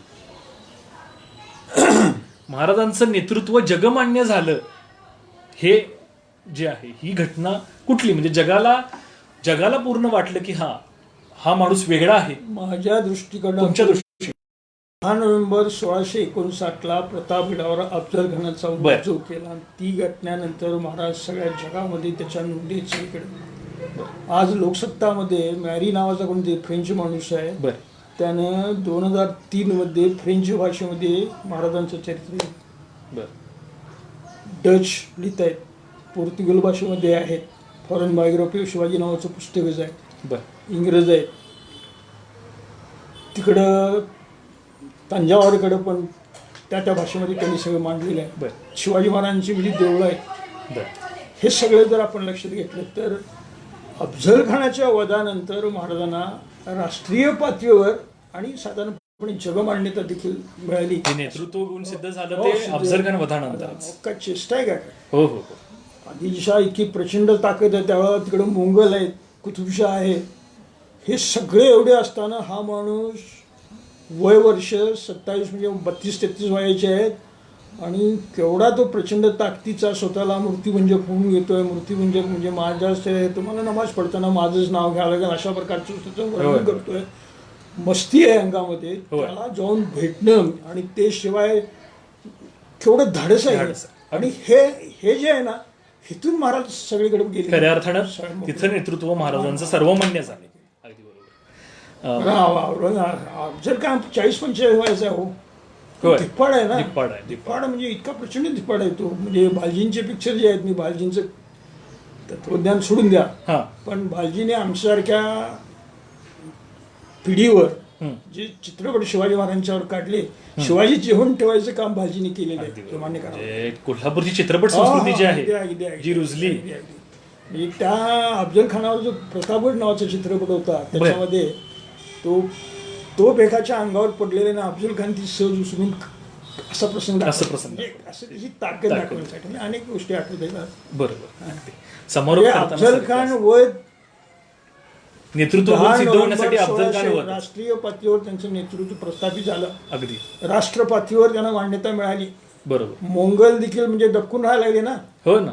अगदी मोगलांना देखील कारण ह्या वेळेला राज्याभिषेक चालू आहे, त्यावेळेला तो औरंगजेबीकडे यायला तयार नाही. ते अपराधी टोळ्या वगैरे तिकडे तो गुंतलेला आहे. बरोबर. दिलेर खानाचा पराभव केलेला आहे. म्हणजे राज्याभिषेक हा निर्विघ्नपणे पार पडला. त्यावेळी कोणत्याही शत्रूचं आक्रमण रायगडवरती झालेलं नाही, इतका तो गुप्त पद्धतीने पार पाडला. हे सुद्धा वेगळं वैशिष्ट्य, मॅनेजमेंट मधलं वैशिष्ट्य आहे ना. अगदी बरोबर. आणि मग त्या जखाडे यांचं पुस्तक आहे मॅनेजमेंट वगैरे, नामदेव जाधवांचं पुस्तक आहे, पण ते जखाडे यांचं पुस्तक अधिक चांगलं पुस्तक आहे. म्हणजे वेगवेगळ्या पद्धतीने अगदी आपण शेवटापर्यंत पोहोचलेलो आहे सर. बरेचसे संदर्भ आपण घेतले. म्हणजे राज्याभिषेक महाराजांचा का झाला, अगदी राज्यांचं त्यांचं अस्तित्व. साधी गोष्ट आहे की आग्र्याला गेल्यानंतर बापलेक अडकलेले काय 9 वर्षाचा तो संभाजी आहे. 1666 घटना आहे. परमुलखात अडकलेला आहे. परमुलखात अडकलेले. तो औरंगजेब काय करले सांगता येत नाही. जिथं ठेवले तिथं लोकांचं मत असं आहे की ते मारण्यासाठी ठेवतात. काय त्या माणसाचं धाडस काय. बसून निघाले. संशोधनाचा विषय आहे की ते परत कुठल्या मार्गाने आले. तो तर भाग आहे. ते आमचे प्रमोद बांडे म्हणून आमचे त्याच्यावरती काम मित्र होते. बरोबर. सगळ्या भारतातले किल्ले म्हणजे पुस्तकच आहे त्यांचं. त्यांनी तो मार्ग 2 वेळा शोधून काढला. मी त्यांना लागलो होतो की तुम्ही ते पुस्तक काढा, आमच्यासारख्या उपयोगी पडेल. म्हणजे दुर्दैवान वाढलं. तर ते तुम्हाला सांगतो की तिथं आग्र्याहून सुटणं देखील काय घटना आहे. अद्भुत.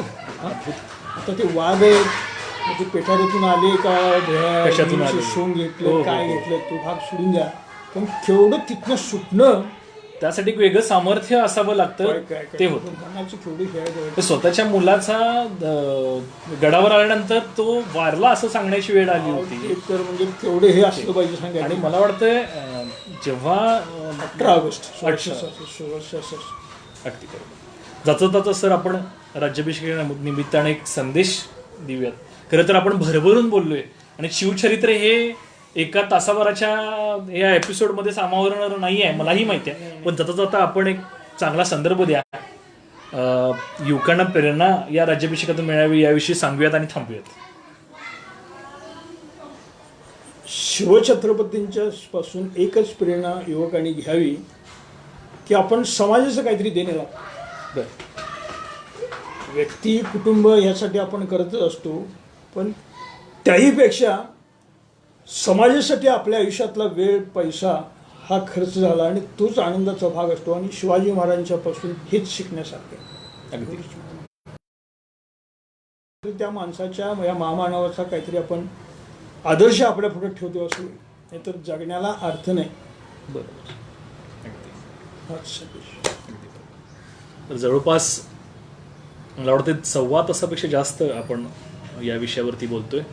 शिवराज्याभिषेक, कल्याणकारी राज्याचा उदय, म्हणजेच रयतेच्या राज्याचा उदय हा झालेला होता. आणि तो म्हणजे शिवछत्रपतींचा राज्याभिषेक जो रायगडावरती झाला या माध्यमातून भरभरून बोललोय आज महाराजांच्या बद्दल. बरेचसे संदर्भ आले. महाराज त्या तख्तावरती बसण्यासाठी त्यांनी जे काही नेतृत्व गुण सिद्ध केले या संदर्भ सुद्धा आपण पाहिले. पूर्वतयारी सुद्धा पाहिली राज्याभिषेकाची. त्याच्यानंतर राज्याभिषेकानंतर राजकीय घडामोडी ज्या झाल्या त्याही पाहिल्या. प्रत्यक्ष राज्याभिषेक कसा झाला या सगळ्या गोष्टी आपण आज पाहिल्या. खरं तर त्याबद्दल मी प्राध्यापक डॉक्टर रमेश जाधव सर यांचं मनपूर्वक आभार व्यक्त करतो. सर, आपण वेळ काढून आजचा हा कार्यक्रमासाठी आम्हाला वेळ उपलब्ध करून दिला त्याबद्दल मी व्यक्तिशः आपला आभारी व्यक्त करतो. आणि त्याचबरोबर बरेच जण आपल्याबरोबर जे ऑनलाईन हा कार्यक्रम बघत होते, अगदी वेगवेगळ्या माध्यमातून, गडकिडलीचे ॲडमिन जे आहेत सांगायला हरकत नाही, ते मुंबईहून आहेत, काही लोक विदर्भ मराठवाड्यामधून आहेत, आम्ही कोल्हापुरी ग्रुपचे सगळे मेंबर्स आहेत आमचे, अखिल भारतीय राज्याभिषेक समिती आहे, सह्याद्री प्रतिष्ठान आहे, शिवशक्ती प्रतिष्ठान आहे, त्यांचं नाव घ्यायला मी मगाशी विसरलो, हे सुद्धा आपल्याबरोबर जोडले गेलेले होते. असे बरेचसेच जण आपल्याबरोबर आज या कार्यक्रमासाठी जोडले गेले. त्या सगळ्यांचा हेतू एकच आहे की शिवचरित्र जे आहे ते खरं शिवचरित्र लोकांपर्यंत पोहोचावं.